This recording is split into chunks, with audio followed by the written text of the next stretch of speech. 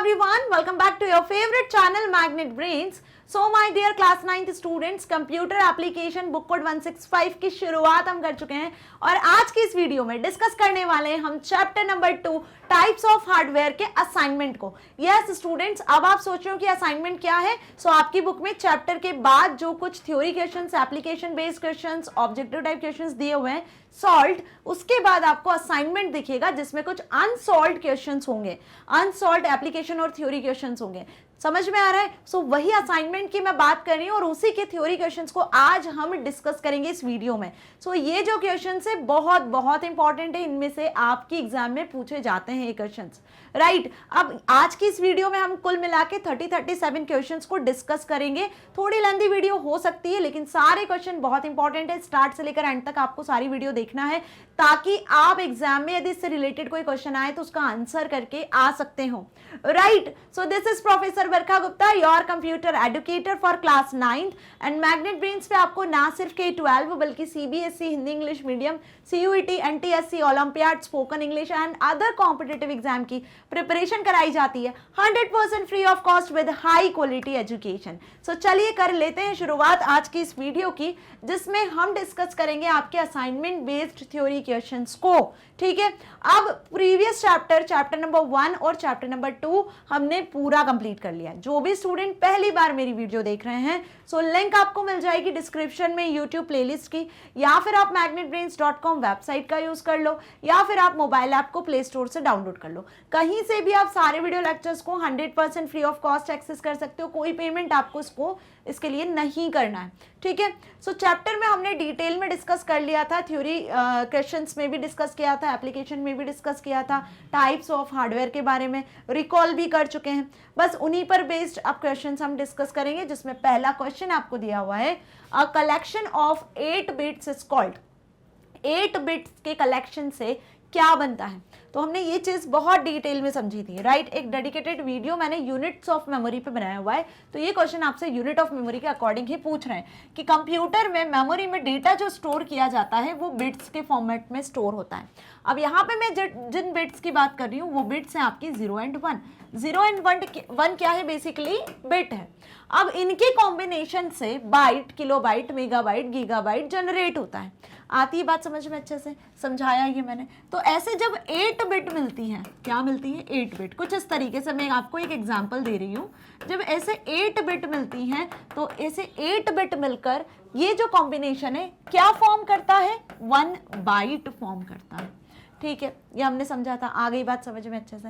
ऐसे ही जब 1024 बाइट मिलती हैं, 1024 बाइट के कलेक्शन को हम कहते हैं 1 KB, that is 1 kilobyte, right. Now similarly 1024 kilobyte के कॉम्बिनेशन से बनता है 1 megabyte, and according to this 1024 megabyte के कॉम्बिनेशन से बनता है 1 गीगाबाइट। बस इसी तरीके से ये कॉम्बिनेशन आगे कंटिन्यू होता रहता है। मेमोरी का साइज आप ह्यूज लेवल पे मेजर कर सकते हो। 1024 गीगाबाइट से आप 1 टेराबाइट तक मेजर कर सकते हो। सो ये ओवरऑल देखा जाए तो यूनिट होती है जिसमें आप कंप्यूटर की मेमोरी को मेजर कर सकते हो। मार्केट में टेराबाइट तक साइज की हार्ड डिस्क अवेलेबल है, क्लियर। तो इतना तो हमें अच्छे से समझ में आ गया। अब according to this unit of measurement, इस क्वेश्चन का आंसर क्या होना चाहिए? A collection of 8 bits is called, answer आपके सामने है, दैट इज बाइट, है ना। 8 बिट के कलेक्शन से, 8 बिट के कलेक्शन से क्या बनता है भाई? बाइट बनता है, 1 बाइट। अब ये क्वेश्चन इनमें से किसी के भी लिए पूछा जा सकता है। ये चार्ट यहां बनाने का मतलब मेरा सिर्फ इतना था कि ये क्वेश्चन जो आपसे 8 बिट के लिए पूछा है, ये आपसे 1024 बाइट के लिए भी पूछा जा सकता है, 1024 किलोबाइट के लिए भी पूछा जा सकता है, गीगाबाइट के लिए भी पूछा जा सकता है, मेगाबाइट के लिए भी पूछा जा सकता है। तो मेरी बात आपको अच्छे से समझ में आ रही है कि आपको ये याद होना चाहिए, ओके। सो उसी के बेसिस पे आप यहाँ पे आंसर करके आ पाओगे। So collection of 8 bits is called byte, ना कि रिकॉर्ड, वर्ड और फाइल। क्या बोलोगे आप यहाँ पे? क्या होता है? 8 बिट का कलेक्शन बाइट होता है, okay. Now next, Which of the following is an example of non volatile memory? अब देखो सेकंड क्वेश्चन में आपसे पूछा है कि ऑप्शंस में से देख के आपको बताना है कौन सा नॉन वोलेटाइल मेमोरी का एग्जाम्पल है, मतलब कौन सी मेमोरी इनमें से नॉन वोलेटाइल नेचर की होती है। सो नॉन वोलेटाइल मेमोरी का पहले मतलब समझ लें ताकि आप आंसर इजीली कर पाओगे। नॉन वोलेटाइल मेमोरी वो मेमोरी होती है जिसमें इलेक्ट्रिसिटी कट होने के बाद, मीन्स यदि पावर कट हो गया, पावर ऑफ हो गया, तो डेटा डिलीट नहीं होता है, जिसमें डेटा परमानेंटली स्टोर रहता है, चाहे लाइट रहे नहीं रहे उसमें डेटा बना रहता है। आई बात समझ में? सो उस टाइप की मेमोरी आपकी नॉन वोलेटाइल होती है। अब वोलेटाइल नॉन वोलेटाइल का हमने जिक्र किया था किस टाइप की मेमोरी में, प्राइमरी मेमोरीज में। जो मेन मेमोरी होती है कंप्यूटर की, जिसे सीपीयू डायरेक्टली इंटरैक्ट करता है, वो बेसिकली आपकी प्राइमरी मेमोरीज होती हैं, जिसमें हमने दो टाइप की मेमोरी डिस्कस किया था, रैम एंड रोम। ठीक है, अब बात आती है इनमें से नॉन वोलेटाइल कौन सी है। तो ऑप्शंस में तो आपको रैम भी दिख रहा है, रोम भी दिख रहा है। एलएसआई वीएलएसआई ये टेक्निक्स हैं, है ना। यहाँ पे रैम और रोम क्या है, रैम और रोम बेसिकली दो प्राइमरी मेमोरी है। तो यहाँ पे देखो, रैम सीपीयू से डायरेक्टली इंटरैक्ट करने वाली मेमोरी है, जिसमें डेटा प्रोसेसिंग के टाइम पर ही रहता है। बस इस मेमोरी में डेटा सिर्फ प्रोसेसिंग के टाइम पर रहता है, और यदि यहाँ पर डेटा प्रोसेसिंग के टाइम पर होल्ड करने के समय यदि पावर ऑफ होता है तो डेटा आपका यहाँ से लॉस्ट हो जाता है। तो जब डेटा लॉस्ट हो जाता है, टेम्परेरीली यहाँ बना रहता है, तो ये किस टाइप की मेमोरी हो गई, वोलेटाइल मेमोरी हो गई। तो नॉन वोलेटाइल कौन सी हो गई, रोम, क्योंकि इसमें डेटा परमानेंटली बना रहता है। ये कौन सी मेमोरी हो गई आपकी, नॉन वोलेटाइल, इसमें डेटा परमानेंट होता है। जब आपका सिस्टम मैन्युफैक्चर होता है उस टाइम पे रोम में, चिप पर यदि जो इंस्ट्रक्शंस है ना, जो सेट ऑफ प्रोग्राम्स इंस्टॉल किए जाते हैं वो एक ही बार इंस्टॉल किए जाते हैं, इसलिए हम इसे रीड ऑनली मेमोरी कहते हैं। और इसका बेस्ट एग्जांपल बूटिंग प्रोसेस जो है, जिसमें आप जैसे सिस्टम ऑन करते हो तो ब्लैक स्क्रीन पर या ब्लू स्क्रीन पर आपको कुछ कोड लिखा हुआ दिखता है, जो सिस्टम में परमानेंटली स्टोर होता है, जो सिस्टम में परमानेंटली स्टोर होता है। चाहे बीच में इलेक्ट्रिसिटी ऑफ हो ऑन हो, उससे कोई मतलब नहीं, वो कोड परमानेंटली इस पे बना रहता है, उसको आप सिर्फ रीड कर सकते हो, उसमें आप चेंजेस भी नहीं कर सकते हो। So this is type of memory is known as non volatile memory. So correct answer is A, that is ROM. Clear? Third question, which of the following is a unit of measurement used with computer system. अब options में से आपको बताना है कौन सा unit of measurement है जिसमें आप कंप्यूटर सिस्टम को मेजर करते हो। कंप्यूटर सिस्टम को मेजर करने के लिए आप इनमें से कौन से यूनिट्स का यूज करते हो, मतलब मेमोरी को जब मेजर किया जाता है ना, तो आप किस यूनिट में मेमोरी को मेजर करते हो, उसकी कैपेसिटी को किस में मेजर करते हो, बाइट में, मेगाबाइट में, गीगाबाइट में, ऑल ऑफ द अबव में। तो अभी हमने प्रीवियस क्वेश्चन में देखा था, byte, gigabyte, megabyte, kilobyte, terabyte, ये सभी बिट से बनने वाले कॉम्बिनेशंस हैं।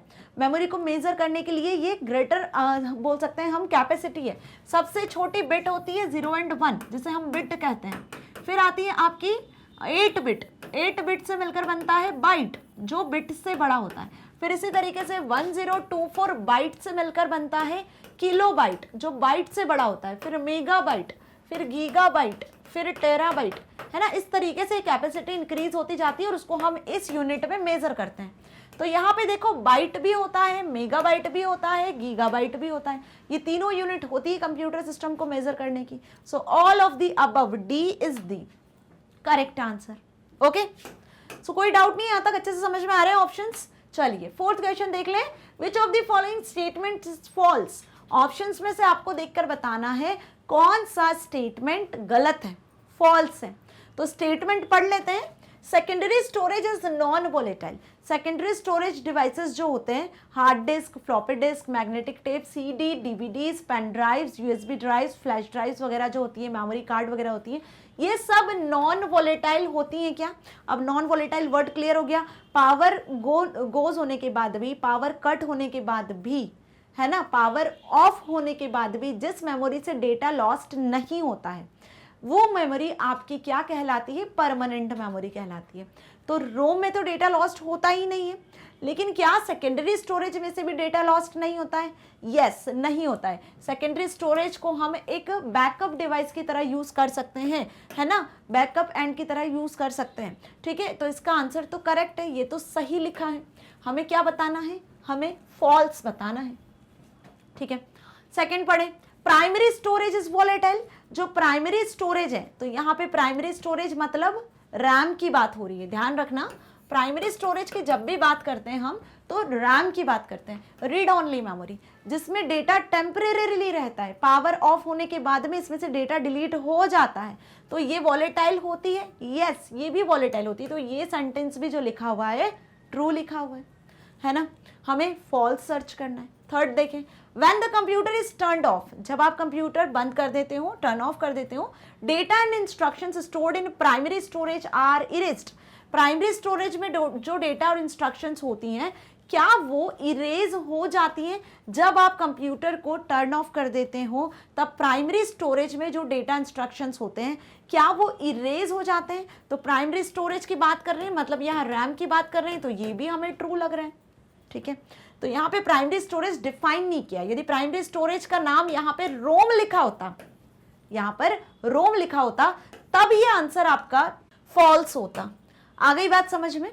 तो यहाँ पे जब भी प्राइमरी स्टोरेज की बात की जाए मतलब हम रैम की बात कर रहे हैं, तो यदि हम यहाँ पे रैम की बात कर रहे हैं तो उसके अकॉर्डिंग ये क्या है? ट्रू है। आ गई बात समझ में? कंफ्यूजन बिल्कुल भी नहीं होना चाहिए, बहुत सिंपल सिंपल से पॉइंट्स लिखे हुए हैं। रैम को हम डिस्कस कर चुके हैं। सो अकॉर्डिंग टू दिस यहाँ पे कोई भी फॉल्स नहीं है। जब तीनों ही फॉल्स नहीं है तो डी वाला आंसर आपका करेक्ट होगा, that is none of the above. ये जो ऊपर तीनों ऑप्शन आपके लिखे हुए हैं ये तीनों ट्रू है, इनमें से कोई भी फॉल्स नहीं है। So D that is none of the above. आ गई बात समझ में? ये थर्ड पॉइंट जो लिखा है इसको ध्यान से समझ लो। यदि ये प्राइमरी स्टोरेज की जगह पर रोम लिखा होता तो आपका ये वाला पॉइंट फॉल्स हो जाता। क्लियर? सो पॉसिबिलिटी कुछ भी हो सकती है, हो सकता है एग्जाम में यहाँ पे आपको प्राइमरी स्टोरेज की जगह रोम दे दे, ठीक है। चलिए फिफ्थ क्वेश्चन देख ले, what does OCR stand for? OCR किस पर स्टैंड करता है? मींस ओसीआर का आपको फुल फॉर्म बताना है। तो ओसीआर है क्या पहले तो ये बता कर लेते हैं। ओसीआर एक इनपुट डिवाइस है जो कि कैरेक्टर्स को रीड कर सकता है, कैरेक्टर्स को आपके एडिटिंग कर सकता है। यहाँ पे आपका टाइपिंग में जो लगने वाला टाइम वगैरह होता है ना वो बच जाता है, एफर्ट बच जाते हैं जब आप ओसीआर का यूज कर लेते हो। So optical character reader, optical character recognition, operational character reader, only character reader. So इसका क्या फुल फॉर्म है भाई? इसका फुल फॉर्म है ऑप्टिकल कैरेक्टर रीडर, ठीक है। ये एक ऐसा इनपुट डिवाइस होता है जो क्या करता है? टेक्स्ट को रीड करता है, स्कैन करता है, कंप्यूटर सिस्टम में शो कर देता है। इवन अब आप उस टेक्स्ट को, उसमें जो कैरेक्टर्स वर्ड्स लिखे होते हैं उसे एडिट कर सकते हो, अपने टाइपिंग स्किल्स को इम्प्रूव तो करते ही हो, साथ ही अपने टाइपिंग को में लगने वाला जो टाइम एफर्ट है उससे बचा सकते हो ओसीआर के थ्रू, है ना। Now sixth question, dot matrix is a type of. अब ये डॉट मैट्रिक्स का नाम सुना है ना, मैंने पढ़ाया था। कब पढ़ाया था? जब हमने डिस्कस किया था डिफरेंट आउटपुट डिवाइसेस को। तो डॉट मैट्रिक्स एक आउटपुट डिवाइस है, ये मैं आपको हिंट दे रही हूं, जल्दी से कमेंट सेक्शन में बताओ कि कौन सा आउटपुट डिवाइस है। डॉट मैट्रिक्स एक आउटपुट डिवाइस है। ऑप्शंस आपके सामने हैं, अब इनमें से यदि आपको आउटपुट डिवाइस समझ में आ रहा है तो आप करेक्ट आंसर जल्दी बता दोगे, ठीक है। तो आउटपुट डिवाइसेस कौन कौन से होते हैं ये आपको क्लियर है। ऑप्शंस पढ़ लेते हैं, टेप, डिस्क, प्रिंटर, बस। तो ये आपको अच्छे से पता है कि टेप एक स्टोरेज डिवाइस है, डिस्क एक स्टोरेज डिवाइस है, बस, सिस्टम बसेस ये भी सीपीयू में लगी होती है, डेटा को ट्रांसफर करने के लिए यूज की जाती है। आउटपुट डिवाइस यहाँ पे है प्रिंटर। तो डॉट मैट्रिक्स प्रिंटर एक इम्पैक्ट प्रिंटर का टाइप है। प्रिंटर हमने दो टाइप के देखे थे, कौन कौन से? Impact printer and non impact printer. अच्छे से पता है ना, इतना कंफ्यूजन नहीं है यहाँ तक। प्रिंटर हमने दो टाइप के देखे थे, इम्पैक्ट प्रिंटर और non impact printer. Impact printer जिसमें मैकेनिकल डिवाइस यूज किया जाता है, प्रिंट हेड और पेपर के बीच में एक मैकेनिकल डिवाइस यूज किया जाता है, वो इम्पैक्ट प्रिंटर होते हैं। जैसे हम यहाँ पे एग्जांपल ले लें, dot matrix printer, line printer, chain printer, ये जो प्रिंटर होते हैं ये बेसिकली इम्पैक्ट प्रिंटर होते हैं, है ना, जिसमें पेपर और पेपर हेड के बीच में एक इम्पैक्ट होता है, ठीक है। वो जब इम्पैक्ट पड़ता है पेपर पे तब प्रिंटिंग होती है, एक मैकेनिकल डिवाइस हम बोल सकते हैं जो बीच में यूज होता है ना। अब नॉन इम्पैक्ट प्रिंटर की बात करें तो यहाँ पे कोई भी मैकेनिकल डिवाइस बीच में नहीं यूज होता है प्रिंटर और प्रिंट हेड के बीच में। तो इसमें आ जाते हैं आपके सारे latest popular printers, laser printer, inkjet printer, electrostatic printer, ठीक है। ये जितने भी प्रिंटर्स होते हैं जिनका आप अपने लाइफ में यूज कर रहे हो फिलहाल, जो लेटेस्ट ट्रेंड में प्रिंटर्स हैं, लेजर, इंकजेट, ये नॉन इम्पैक्ट प्रिंटर होते हैं। तो यहाँ पे डॉट मैट्रिक्स जो है वो किसका एग्जाम्पल है, प्रिंटर का एग्जाम्पल है, जो कि एक आउटपुट डिवाइस है जो आपको हार्ड कॉपी में आउटपुट देता है, वो भी इम्पैक्ट टाइप के प्रिंटर का। ठीक है, अब यहाँ पे डॉट मैट्रिक्स प्रिंटर में जो प्रिंटिंग होती है ना, बेसिकली वो कुछ इस तरीके से डॉट डॉट में आपको लेटर्स दिखते हैं, जैसे मैंने लिखा सपोज प्रिंटर, ठीक है, PRI, ठीक है, तो जो भी लेटर लिखे होंगे ना वो बेसिकली इस तरीके से डॉट डॉट में प्रिंट होते हैं। आ गई बात समझ में? चलिए, so correct answer is C, that is printer. Next question, the secondary storage devices can only store data but they can not perform. Secondary storage devices जो होते हैं वो सिर्फ डेटा को स्टोर करते हैं, वो सिर्फ डेटा को स्टोर करते हैं, but they can not perform, वो क्या परफॉर्म नहीं कर सकते हैं। सेकेंडरी स्टोरेज डिवाइसेस डेटा को तो स्टोर करते हैं, हमें पता ही है भाई, स्टोरेज डिवाइस की बात कर रहे हैं तो डेटा को स्टोर करेंगी। और यदि इनके डिवाइसेस की बात कर लें तो सेकेंडरी स्टोरेज डिवाइसेस में आपकी hard disk, floppy disk, magnetic disk, CD, DVD, BD, pen drives वगैरह, मैग्नेटिक जो डिवाइसेस हैं आपके वो सब इंक्लूड होते हैं, है ना, मेमोरी कार्ड वगैरह सब सारी चीज़ें। तो secondary storage devices can only store data but they can not perform. Option है arithmetic operations, logic operations, fetch operations, या आइदर ऑफ द अबव। तो यहाँ पे ध्यान से समझ लो, अरिथमेटिक ऑपरेशंस तो ALU जो यूनिट है वो परफॉर्म करती है, लॉजिक ऑपरेशंस भी ALU परफॉर्म करती है, ठीक है। फेच ऑपरेशंस भी यहाँ पर क्या होता है, CU का ही काम होता है, कंट्रोल यूनिट का, है ना, अरिथमेटिक लॉजिकल यूनिट का, कि डेटा फेच करना, आया कि नहीं आया, ALU तक पहुँचाना, एग्जीक्यूशन के लिए आउटपुट तक पहुँचाना। सो यहाँ पे ये तीनों ही operation secondary storage device perform नहीं करता है। तो यहाँ पे करेक्ट आंसर आपका क्या होगा, D, either of the above. ना तो secondary storage device arithmetic operation perform करता है, मतलब किसी भी तरीके का कैलकुलेशन नहीं करता है, ना कोई लॉजिक ऑपरेशन और ना ही कोई मैथमेटिकल ऑपरेशन, और साथ ही डेटा को फैच करने का काम भी सेकेंडरी स्टोरेज डिवाइस का नहीं होता है। So correct answer is either of the above. Okay, आ गई बात समझ में, क्योंकि सेकेंडरी स्टोरेज का डिवाइस का काम सिर्फ और सिर्फ डेटा को परमानेंटली स्टोर करना होता है। Okay, now eighth question, which of the following does not represent N IO device. In options में से देख के आपको बताना है कौन सा IO डिवाइस नहीं है। IO का मतलब इनपुट आउटपुट, इन ऑप्शंस में से देख के बताना है कौन सा इनपुट आउटपुट डिवाइस नहीं है। ओके, तो पहले आपको इस क्वेश्चन को जज करने के लिए इनपुट आउटपुट डिवाइसेस के नाम पता होने चाहिए, राइट। तो यदि आपको इनपुट आउटपुट डिवाइसेस के नाम पता हैं, आपने मेरे वीडियोस देखे हैं इनपुट आउटपुट डिवाइस वाले, दो वीडियोस बनाए अलग अलग मैंने, तो आप इसका आंसर इजीली कर पाओगे, है ना। सो स्पीकर विच बीप्स, जॉयस्टिक, प्लॉटर और ALU। ऑप्शंस आपके सामने, जल्दी से बता दो इसका आंसर क्या है। ऑब्वियस इसका आंसर है ALU। This is not an input और आउटपुट डिवाइस। क्यों? क्योंकि ALU क्या है, बेसिकली ALU एक प्रोसेसिंग डिवाइस है जो कि आपकी मैथमेटिकल कैलकुलेशंस को, लॉजिकल ऑपरेशंस को परफॉर्म करता है। स्पीकर की बात करें तो ये आपको साउंड आउटपुट देता है।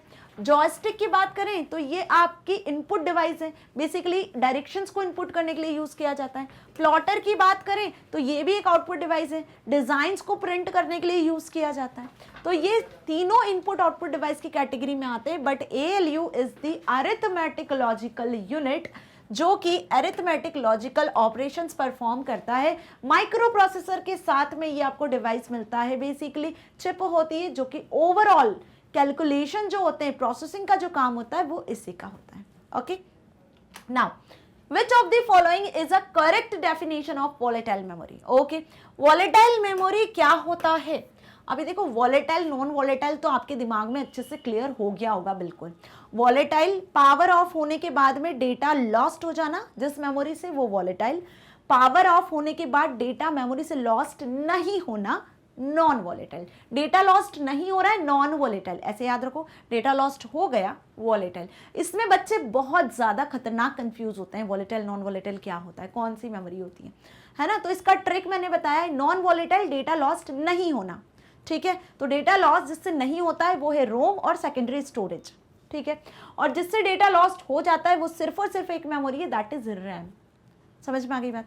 तो विच of the following is a correct definition of volatile memory. अब मैंने आपको दोनों चीज अच्छे से समझा दी है, कंपैरिजन बता दिया। ये क्वेश्चन नॉन वॉलेटाइल के लिए भी बन सकता है, वॉलेटाइल के लिए भी बन सकता है, इसलिए मैंने दोनों चीज बताई है। अब ऑप्शंस पढ़ लें जल्दी से। It loses it's contents at high temperature, it is kept to be in airtight boxes, It loses its content on failure of power supply.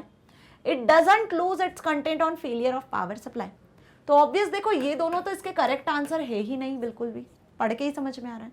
So what is the correct answer? The correct answer is C. Volatile memory का मतलब होता है कि इस memory से data lost हो सकता है, डेटा हम बोल सकते हैं कि रिमूव हो सकता है जब पावर सप्लाई फेलियर हो, मतलब जब पावर सप्लाई नहीं हो रही हो, पावर ऑफ हो, कंप्यूटर आपका टर्न ऑफ हो जाए, तो in that case volatile memory से डेटा लॉस्ट हो जाता है. ठीक है, सो ये होता है आपका वॉलेटाइल मेमोरी. देखो correct answer, C is the correct answer. अब सपोज ये क्वेश्चन आपसे नॉन वॉलेटाइल के लिए पूछा जाता तो करेक्ट आंसर होता आपका D, that is it doesn't lose its content on failure of power supply. तो क्वेश्चन को दोनों तरीके से समझो, दोनों एस्पेक्ट से क्वेश्चन कैसा भी आपसे एग्जाम में पूछा जा सकता है. Right now next 10th question. 1000 bytes represent 1000 byte किसको रिप्रेजेंट करता है? अभी हमने डिस्कस किया था स्टार्टिंग में मेमोरी का क्लासिफिकेशन, जिसमें डिटेल में हमने मेमोरी की यूनिट्स को डिस्कस किया था, है ना. सो यहाँ पे मैं आपको फिर से बताती हूँ. 8 बिट किसको रिप्रेजेंट करता है? 8 बिट 1 बाइट को रिप्रेजेंट करता है. और उसी तरीके से 1024 मतलब यही 1000 बाइट्स रिप्रेजेंट करता है किसे? क्वेश्चन में आपसे पूछा है यही कि 1000 बाइट्स रिप्रेजेंट 1 वॉट. इस डैश की जगह पर आपको क्या फिल करना है? मेगाबाइट, गीगाबाइट, किलोबाइट या none of the above. So obvious यहाँ पे क्या आएगा? 8 बिट जब 1 बाइट बनाता है तो 1024 1000 बाइट क्या फॉर्म करता है? 1 KB, that is 1 kilo byte form करता है. सो C is the correct answer, सी. अब ये क्वेश्चन आपसे 1024 मतलब 1000 बाइट्स के लिए पूछा है. ये सेम क्वेश्चन आपसे पूछा जा सकता है 1000 मेगाबाइट के लिए, 1000 किलोबाइट के लिए. अगर ये आपसे 1000 किलोबाइट के लिए पूछा जा रहा है तो आप क्या लिखोगे? आप क्या आंसर करके आओगे? 1 MB. तो यहाँ पे आंसर होगा, अगर ये 1000 किलोबाइट के लिए पूछा जा रहा है तो मेगाबाइट करेक्ट आंसर होगा. अगर ये 1000 मेगाबाइट के लिए पूछा जा रहा है तो आपका आंसर गीगाबाइट होगा. आ गई बात समझिए? क्वेश्चन आपसे कैसा भी पूछा जा सकता है. आपसे क्वेश्चन बेसिकली यहाँ पूछा है बाइट्स के लिए तो किलोबाइट, भाई बाइट से बड़ा किलोबाइट होगा. ठीक है, 1000 बाइट्स में 1 किलोबाइट बनता है. अगर ये आपसे पूछा जा रहा है किलोबाइट के लिए तो मेगाबाइट बनेगा, और यदि आपसे मेगाबाइट के लिए पूछा जा रहा है तो गीगाबाइट बनेगा. ओके, क्वेश्चन समझ में आ गया अच्छे से? वही आपको क्लासिफिकेशन जो था यूनिट ऑफ मेजरमेंट का वो याद कर लेना है भाई, वो समझ लेना अच्छे से. Okay, 11th question. Large amount of cheques are processed by using. Large amount of cheques जो होते हैं, ठीक है, बैंक के जो चेक्स होते हैं जिसमें बैंक अकाउंट नंबर वगैरह सारी डिटेल आप फिल करते हैं हो, वो चेक्स प्रोसेस किए जाते हैं किस डिवाइस के through? OCR, MICR, OCR, OMR, all of the above. So यहाँ पे करेक्ट आंसर होगा आपका MICR. पढ़ा है हमने डिटेल में. B answer is the correct. Magnetic ink character reader. Magnetic ink character reader एक डिवाइस होता है जो आपने बैंक में देखा होगा, जिसमें चेक्स को लगा के रीड किया जाता है. बेसिकली चेक में जो नीचे कैरेक्टर्स नंबर्स लिखे रहते हैं ना, 0 1 2 3 4, वो एक स्पेशल इंक से लिखे रहते हैं, मैग्नेटिक इंक से, जो बेसिकली चेक की डिटेल को कंप्यूटर सिस्टम तक पहुंचाता है. उन नंबर्स में चेक की पूरी डिटेल होती है, चेक नंबर, चेक किस बैंक का है, बैंक अकाउंट नंबर, बैंक का कोड, एवरीथिंग, सारी डिटेल उसके अंदर होती है. तो MICR जो डिवाइस है बेसिकली उस चेक को रीड करता है, उन मैग्नेटिक कैरेक्टर्स को रीड करता है, और रीड करने के बाद पूरी इंफॉर्मेशन कंप्यूटर सिस्टम तक पहुंचाता है. तो इसके लिए हम MICR magnetic ink character reader का यूज करते हैं. तो बैंक के जो चेक्स है उन्हें रीड करने के लिए, उन्हें प्रोसेस करने के लिए हम MICR का यूज करते हैं. ठीक है. 12th question. The concentric circles on the floppy disk are further divided into. ये फ्लॉपी डिस्क होती है, ठीक है, इसके ऊपर एक स्क्वायर जैकेट लगा होता है, ऐसे ब्लैक कलर से फिल्ड होती है फ्लॉपी डिस्क. फ्लॉपी डिस्क में एक्चुअली इंटरनल स्ट्रक्चर देखा जाए तो इसमें कुछ ऐसे कॉन्सेंट्रिक सर्कल्स होते हैं. अब इन कॉन्सेंट्रिक सर्कल्स को हम क्या कहते हैं? जो फर्दर डिवाइड होते हैं. ये कॉन्सेंट्रिक सर्कल इस तरीके से फर्दर डिवाइड होता है, तो क्या कहते हो आप इन्हें? ट्रैक्स कहते हो, सेक्टर्स कहते हो, सिलेंडर्स कहते हो, या नन ऑफ द अबव? तो ये हमने कहानी पढ़ी थी जब हमने हार्ड डिस्क को डिस्कस किया था. हार्ड डिस्क, फ्लॉपी डिस्क मैंने पढ़ाया हुआ है डिटेल में. सेकेंडरी स्टोरेज वाली यदि वीडियो देखी है तो उसमें मैंने आपको डिटेल में पढ़ाया है कि मेमोरी में जो डेटा होता है, बेसिकली हार्ड डिस्क वगैरह जो होती हैं वो सर्कुलर प्लेट्स में डिवाइड होती हैं. फ्लॉपी डिस्क में भी इस तरीके की जो डिस्क होती है, सर्कुलर डिस्क होती है जिसमें डेटा स्टोर होता है. तो ये जो सर्कुलर डिस्क होती है ना, वो डिवाइडेड होती है ट्रैक्स में, सेक्टर्स में. ठीक है। तो अब यहाँ पे ये जो डिवीजन है बेसिकली उसे हम क्या कहते हैं, ट्रैक्स कहते हैं, सेक्टर्स कहते हैं, सिलेंडर्स कहते हैं, उन्हें हम सेक्टर्स कहते हैं। ये ट्रैक्स होते हैं, हर एक ट्रैक में फर्दर यहाँ पे सेक्टर्स होते हैं जहाँ पे डेटा स्टोर होता है। सो याद रखना है ये चीज आपको अच्छे से। ओके चलिए 13th क्वेश्चन देखो, विच of the following storage devices can be used for storing large backup data. इनमें से कौन सा स्टोरेज डिवाइस है जो लार्ज अमाउंट में डेटा को स्टोर करता है, एक लार्ज डेटा का बैकअप लेने के लिए यूज किया जाता है। Floppy disk, hard disc, magnetic disc, tapes या नन ऑफ द अबव। सो मैंने आपको एक क्लासिफिकेशन भी समझाया था कि जो सबसे ओल्ड स्टोरेज डिवाइस है, सेकेंड थर्ड जनरेशन में जो ओल्ड स्टोरेज डिवाइस का यूज किया जाता था, जो बहुत लेस अमाउंट में डेटा को स्टोर करते थे, वो मैग्नेटिक टेप हुआ करती थी। सो मैग्नेटिक टेप सबसे लेस अमाउंट में डेटा को स्टोर करती है, मतलब हम बोल सकते हैं कि केबी में, किलोबाइट तक के डेटा को स्टोर करती थी। फिर इसके बाद नेक्स्ट जनरेशन में इंट्रोड्यूस किया गया फ्लॉपी डिस्क को। किसको? फ्लॉपी डिस्क को। फ्लॉपी डिस्क मैग्नेटिक टेप से स्मॉल इन साइज होती थी और इसमें आप एमबी तक, मेगाबाइट तक डेटा को स्टोर कर सकते थे। तो मैग्नेटिक टेप से ज्यादा डेटा फ्लॉपी डिस्क में सेव होता है। फ्लॉपी डिस्क बेसिकली एक से ज्यादा साइजेस में अवेलेबल है, 5.5 इंच, 3.5 इंच की फ्लॉपीज है ना, और स्मॉल इन साइज होती है, इजी कैरी कर सकते हो। इससे ज्यादा डेटा आजकल हम जिस स्टोरेज डिवाइस का यूज कर रहे हैं वो है हार्ड डिस्क, जिसमें आप गीगाबाइट, टेराबाइट तक डेटा को स्टोर कर सकते हो। तो लार्जर बैकअप डेटा के लिए पूछा गया है आपसे स्टोरेज डिवाइस, तो कौन सा होगा? Hard disk. तो क्या करेक्ट आंसर टिक करके आने वाले हो? B, that is hard disk. Hard disk. Okay next question देख लें आप। 14th, control unit that is CU is called the dash of a computer. Control unit है ना, बेसिकली उसे हम कंप्यूटर का क्या कहते हैं? उसे कंप्यूटर का हार्ट कहा जाता है, नर्व सिस्टम कहा जाता है, नर्व सेंटर ऑफ ब्रेन, या प्राइमरी मेमोरी कहा जाता है, या ऑल ऑफ दी अबव। देखो भाई, ये हमें अच्छे से पता है कि CPU को हम बचपन से पढ़ते आ रहे हैं, ब्रेन ऑफ कंप्यूटर कहते हैं। CPU को क्या कहते हो? Brain of computer. जैसे ह्यूमन बॉडी में ब्रेन होता है, वैसे CPU कंप्यूटर का ब्रेन होता है। बट एक्चुअली में देखा जाए तो CPU डिवाइड होता है दो बेसिक टास्क है। CPU मतलब प्रोसेसर की बात कर रहे हैं, है ना। प्रोसेसर में यहाँ पे दो चीजें आपको मिलती है, एक तो ALU, एक CU। ALU का काम होता है अरिथमेटिक लॉजिकल ऑपरेशन को परफॉर्म करना। CU का काम होता है कि ALU तक डेटा पहुंचाना, सिग्नल जनरेट करना, इनपुट यूनिट से डेटा को एक्सेप्ट करना, है ना, आउटपुट यूनिट तक डेटा को पहुंचाना, ALU तक प्रोसेसिंग के लिए देना, फिर मेमोरी में स्टोर करवाना। ये सब काम किसका होता है? CU का होता है। तो CU को क्या कहोगे आप कंप्यूटर का? हार्ट, नर्व सेंटर और brain, primary memory, all of the above. So obvious यहाँ पे हम CU को कहेंगे नर्व सिस्टम और ब्रेन। मतलब कि एक्चुअली में CPU जो कहलाता है ना, ब्रेन ऑफ कंप्यूटर, तो CPU नहीं होता है। CPU में ये जो CU है, जो मेन यूनिट है, जो एक्चुअल में ओवरऑल कंट्रोल कर रहा है पूरे डिवाइसेस को, वो ब्रेन होता है। आगे बात समझ में? एक्चुअल में CPU में ब्रेन किसे कहते हैं?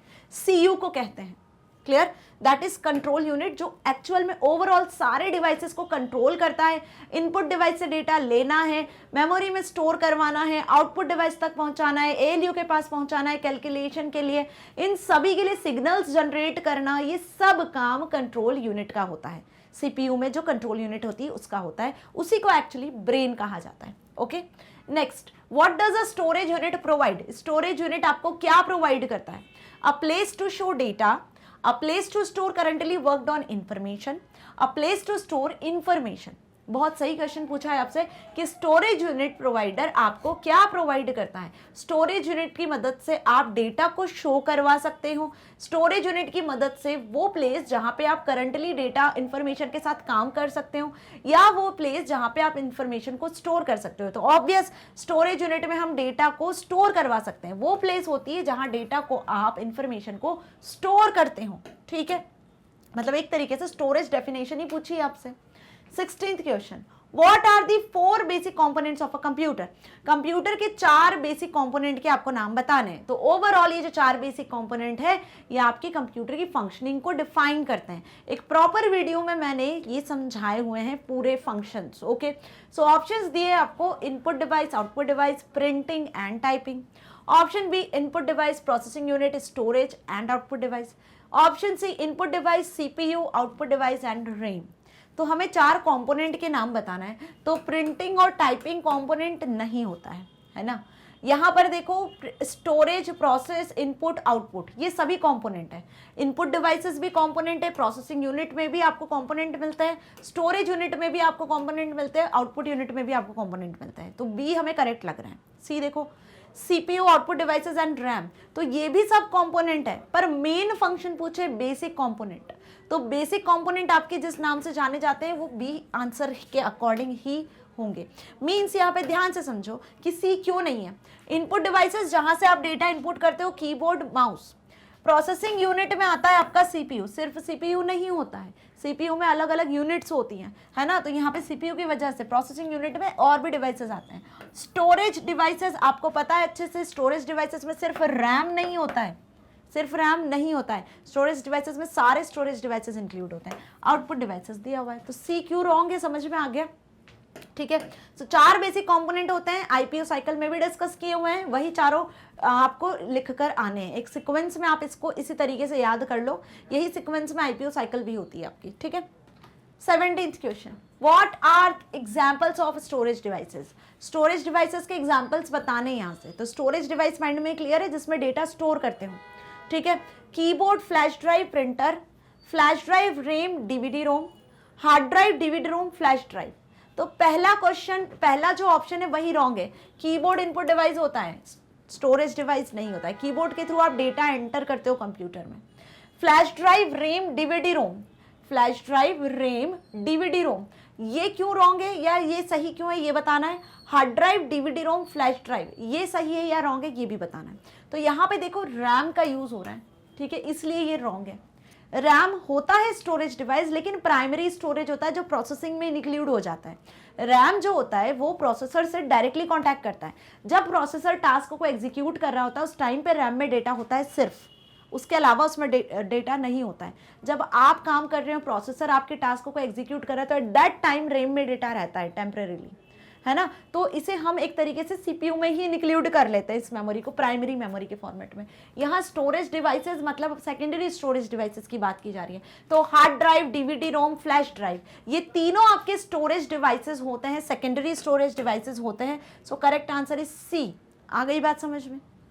चलिए, कंफ्यूजिंग क्वेश्चन था थोड़ा सा, बट कंफ्यूज नहीं होना है, ध्यान रखना है। Okay, 18th question, what is the processing unit. Processing unit क्या होती है। ऑब्वियस, प्रोसेसिंग यूनिट मतलब हम बात सीपीयू की कर रहे हैं। सीपीयू में फर्दर फिर कुछ यूनिट है जो प्रोसेसिंग को परफॉर्म करती है। So processing unit the brain of computer, computer का ब्रेन कहलाती है। Processing unit is the main circuit board that all other internal components are connected to. Processing unit is a device that receives, processes and present information. तो ये तो बिल्कुल ही wrong हो गया, क्योंकि प्रोसेसिंग यूनिट रिसीव नहीं करता है।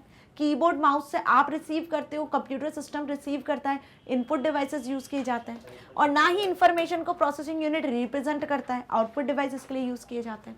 प्रोसेसिंग यूनिट का काम होता है सिर्फ इंफॉर्मेशन को प्रोसेस करना। आ रही है बात समझ में। तो सी तो रॉन्ग हो गया, बी पढ़ो। This is the main circuit board that all other internal components are connected. तो क्या प्रोसेसिंग यूनिट से सारे कंपोनेंट कनेक्टेड होते हैं? नो। मदरबोर्ड जो होता है पीछे, उसमें प्रोसेसिंग डिवाइस कनेक्टेड होता है। ये सीपीयू होता है ना। सीपीयू एक कैबिनेट टाइप है ना। इसमें बैकग्राउंड में पीछे, इसके जो बैक में पीछे आप देखना, मदरबोर्ड अटैच होता है। क्या होता है? मदरबोर्ड। इस मदरबोर्ड में यहाँ पे आपको कीबोर्ड, माउस के स्विचेस दिख जाएंगे, ठीक है। यूएसबी ड्राइव्स के लिए आपको यहाँ पे दिखेगा, लैन कार्ड को आप कनेक्ट कर सकते हो। ऊपर यहाँ पे आप सीडी, डीवीडी, हार्ड ड्राइव्स को कनेक्ट कर सकते हो। यहाँ पे आप रैम, रोम का सॉकेट देखते हो, वो लग सकता है, ठीक है। यहाँ पे एक प्रोसेसर का सॉकेट होता है जहाँ पे प्रोसेसर लगा होता है। तो यहाँ पे देखो आप, क्या ये जो पॉइंट लिखा हुआ है, this is the main circuit. तो मेन सर्किट तो हमारा मदरबोर्ड है, जिसमें आप सारी चीजों को कनेक्ट कर पा रहे हो, इंटरनल जितने भी कंपोनेंट है उसको कनेक्ट कर पा रहे हो। तो प्रोसेसर तो यहाँ पे बेसिकली हम इसकी बात कर रहे हैं ना। प्रोसेसर क्या है? प्रोसेसर तो ये है, एक चिप है, माइक्रो प्रोसेसर चिप है, जो यहाँ सेंट्रल में प्लेस्ड है। तो प्रोसेसर क्या कहलाता है? बेसिकली प्रोसेसर कहलाता है यहाँ पर ब्रेन ऑफ कंप्यूटर। कंप्यूटर का ब्रेन होता है बेसिकली, है ना। So A is the correct answer. Okay, आ गई बात समझ में, जिसे हम माइक्रो प्रोसेसर कहते हैं, जिसमें सीयू एक्चुअली ब्रेन होता है। जो अभी एक क्वेश्चन में हमने डिस्कस किया कि CPU, this is processing unit, CPU क्या है? बेसिकली प्रोसेसिंग यूनिट है। तो इस प्रोसेसिंग यूनिट में ब्रेन आप सीपीयू को कहते हो, लेकिन एक्चुअल में सीपीयू में दो मेन यूनिट होती है जो प्रोसेसिंग का काम करती है, जिसमें सीयू को हम एक्चुअल में ब्रेन कहते हैं। Okay, now 19th question, what does RAM stand for? RAM का क्या फुल फॉर्म है? अब ये क्वेश्चन बताने की जरूरत नहीं है, रैम रोम किसी का भी फुल फॉर्म आपसे पूछा जा सकता है। Random access memory, read always memory, retrieve alternate memory, तीनों ऑप्शन आपके सामने, जल्दी से करेक्ट आंसर बता दो, बहुत इजी है भाई। So C is random access memory. RAM का फुल फॉर्म होता है रैंडम एक्सेस मेमोरी, मींस कि यहाँ पे सीपीयू रैंडमली इस मेमोरी को एक्सेस करता है, यहाँ से डेटा को एक्सेस करता है प्रोसेसिंग के लिए। ये मेमोरी में डेटा रीड राइट हो सकता है, टेम्परेरीली स्टोर होता है, पावर कट होने के बाद में भी इसमें डेटा लॉस्ट हो जाता है, तो इसे हम वॉलेटाइल मेमोरी कहते हैं, है ना। अब जैसे पॉइंट्स मैं बता रही हूँ, ये पॉइंट्स अब आपको होप याद हो गए होंगे, रटा गए होंगे, क्योंकि होल चैप्टर से हम ये पढ़ते आ रहे हैं। आ गई बात समझ में? सो सीपीयू रैंडमली जिस मेमोरी को एक्सेस करता है, जहां से डेटा को एक्सेस करता है एग्जीक्यूट करने के लिए, प्रोसेस करने के लिए, वो मेमोरी आपकी रैम होती है, इसीलिए इसका फुल फॉर्म आपका रैंडम एक्सेस मेमोरी होता है। रोम की बात करें तो read only memory, right. Confuse करने के लिए आपको यहाँ 2 और लाइन लिखी हुई है, बट वो कंफ्यूज नहीं होना है, आपको सही आंसर ही लिख कर आना है। 20th question, what kind of information can be found in ROM? ROM में किस टाइप की इंफॉर्मेशन आपको मिलती है? रोम में आपको सॉफ्टवेयर मिलता है, ऑपरेटिंग सिस्टम मिलता है, बेसिक इनपुट आउटपुट सिस्टम मिलता है। सो ऑब्वियस डियर स्टूडेंट, यहाँ पे करेक्ट आंसर है आपका C, that is basic input output system. ROM में जो इंफॉर्मेशन स्टोर होती है ना, रोम में जो इंफॉर्मेशन स्टोर होती है वो basic input output system store होता है। क्या स्टोर होता है? Basic input output system. Means कि जब सिस्टम आपका बूट हो रहा होता है तो उस टाइम पे बायोस, जिसका नाम होता है BIOS, B basic, I input, O output, S for system, ये basically basic input output system ही उस टाइम पे लोड होता है। ठीक है, आ रही है बात समझ में? मीन सारे इनपुट आउटपुट डिवाइसेस की चेकिंग होती है, सारे हार्डवेयर सॉफ्टवेयर की चेकिंग होती है कि सब सही तरीके से वर्क कर रहे हैं नहीं कर रहे हैं। कब? जब आप सिस्टम को स्टार्ट करते हैं, उसके पहले बूटिंग प्रोसेस में। ठीक है, तो वही बेसिकली स्टोर कहाँ होता है? रोम में स्टोर होता है। तो रोम में किस टाइप की इंफॉर्मेशन स्टोर होती है? बायोस टाइप की, that is basic input output information. Okay, next 21, which of the following is a soft copy and a hard copy? इनमें से बताना है आपको विच of the following is a soft copy and a hard copy. ठीक है, तो आपको ये बताना है यहाँ से सॉफ्ट कॉपी कौन प्रोवाइड कर रहा है, हार्ड कॉपी कौन प्रोवाइड करना है। अब यहाँ टिक मार्क नहीं करना है, आंसर लिखना है आपको। तो आउटपुट ऑन अ मॉनिटर, जब आपको मॉनिटर से आउटपुट मिलता है तो वो किस टाइप का आउटपुट होता है? हार्ड कॉपी का या सॉफ्ट कॉपी का? तो मॉनिटर से हमें सॉफ्ट कॉपी आउटपुट मिलता है। कैसा आउटपुट मिलता है भाई मॉनिटर से? Soft copy. वहीं बात कर लें हम प्रिंटर की, तो प्रिंटर से कैसा आउटपुट मिलता है आपको? प्रिंटर से वही सॉफ्ट कॉपी में जो आपको आउटपुट मॉनिटर पे दिख रहा होता है, उसे आप ऑन पेपर एक्सेस कर सकते हो फिजिकली। तो ये बेसिकली कहलाता है आपका हार्ड कॉपी आउटपुट, मतलब पेपर पे हार्ड कॉपी के फॉर्मेट में आपको आउटपुट मिलता है। बहुत ईजी है, ठीक है, कोई कंफ्यूजन नहीं है। आंसर आपके सामने देख लो, output on monitor soft copy, output on printer hard copy, right. Next 22 question. अब यहाँ तक ऑब्जेक्टिव टाइप क्वेश्चन हमने डिस्कस कर लिए 20 तक। इसके बाद अब कुछ थ्योरी क्वेश्चन से क्वेश्चन दिए रहेंगे, आंसर आपको लिखने रहेंगे। ठीक है, so what role do input unit and output unit play in a computer system? Computer system में इनपुट यूनिट और आउटपुट यूनिट क्या रोल प्ले करते हैं? शुरुआत से पढ़ते आ रहे हैं हम। इनपुट यूनिट का मतलब होता है जब आपको डेटा कंप्यूटर में इनपुट करना है तो हम इनपुट यूनिट का यूज करते हैं, जिसमें keyboard, mouse, general input devices होते हैं। और जब आपको आउटपुट एक्सेस करना होता है प्रोसेसिंग के बाद, जो रिजल्ट आपका क्रिएट होता है, तो वो आउटपुट एक्सेस करने के लिए हम आउटपुट यूनिट का यूज करते हैं, जो आउटपुट यूनिट आपको मॉनिटर, प्रिंटर के थ्रू मिलती है। ठीक है, यही कॉमन से आउटपुट डिवाइसेस होते हैं। So the input unit is responsible for accepting input. Input को एक्सेप्ट करने के लिए इनपुट यूनिट का यूज किया जाता है, मीन्स कि जो भी डेटा और इंस्ट्रक्शंस आप कंप्यूटर को देते हो। ठीक, the output unit is responsible for producing the output in human readable form, user readable form में। ठीक है, यदि इसको और डिटेल में समझा जाए तो मैंने पहले भी आपको बताया है कि इनपुट यूनिट के थ्रू आप जो भी इनपुट करते हो, सपोज मैंने मेरा नाम इनपुट किया बरखा गुप्ता, ठीक है, आई बात समझ में? तो इनपुट यूनिट ये सीपीयू तक पहुंचाएगा, ठीक है, सीपीयू के पास ये चीज़ जाएगी। तो क्या ये as it is English words में जाएगी? नहीं। इनपुट यूनिट में आपने कीबोर्ड की मदद से, किसकी मदद से? कीबोर्ड की मदद से, कीबोर्ड की मदद से आपने ये टाइप किया, ये कुछ कैरेक्टर्स टाइप किए। ये कैरेक्टर्स इनपुट डिवाइस कैसे सेंड करेगा? बाइनरी फॉर्मेट में। बाइनरी फॉर्मेट मतलब 0101 110001 के फॉर्मेट में सेंड करेगा। अब यहाँ पे जो प्रोसेसर होगा, ALU, CU, मेमोरी, है ना, बेसिकली ये जो नाम है वो मेमोरी में जाके सेव हो जाएगा। अब यहाँ कुछ प्रोसेसिंग तो करनी नहीं है, हमें आउटपुट डिवाइस पे डिस्प्ले करवाना है, तो मेमोरी से वो डेटा आपका आउटपुट डिवाइस पे आ जाएगा। तो यहाँ से जब डेटा आउटपुट डिवाइस पे पहुँचेगा तो वो अगेन बरखा गुप्ता इसी तरीके से लेटर्स में ही आपको दिखेगा, कैरेक्टर्स में ही आपको दिखेगा, ठीक है। तो यहाँ पे जो प्रोसेसर है ना, मेमोरी में डेटा 0101 में गया, लेकिन आउटपुट डिवाइस पर जब वो डेटा पहुंचा तो 0101 में ही पहुंचेगा। लेकिन ये जो आउटपुट डिवाइस है, जो मॉनिटर प्रिंटर का हम यूज कर रहे हैं, ठीक है, ये बेसिकली इस डेटा को ह्यूमन रीडेबल फॉर्मेट में कन्वर्ट करके ही शो करेगा। तो होप आपको इनपुट और आउटपुट यूनिट का हम बोल सकते हैं कि नेसेसिटी समझ में आई कि क्यों जरूरी है, ठीक है। ह्यूमन रीडेबल फॉर्मेट में डेटा को एक्सेप्ट करना, ह्यूमन रीडेबल फॉर्मेट में डेटा को रिप्रेजेंट करना, इन दोनों के लिए आपको इनपुट आउटपुट डिवाइस का होना जरूरी है। प्रोसेसर तो उस डेटा को सिर्फ प्रोसेस कर रहा है बाइनरी फॉर्मेट में, अपने मशीन लेवल लैंग्वेज में। आ रही है बात समझ में? Next, describe the functioning of CPU. CPU के क्या काम होते हैं, सीपीयू का फंक्शन आपको डिफाइन करना है। शुरुआत से पढ़ रहे हैं।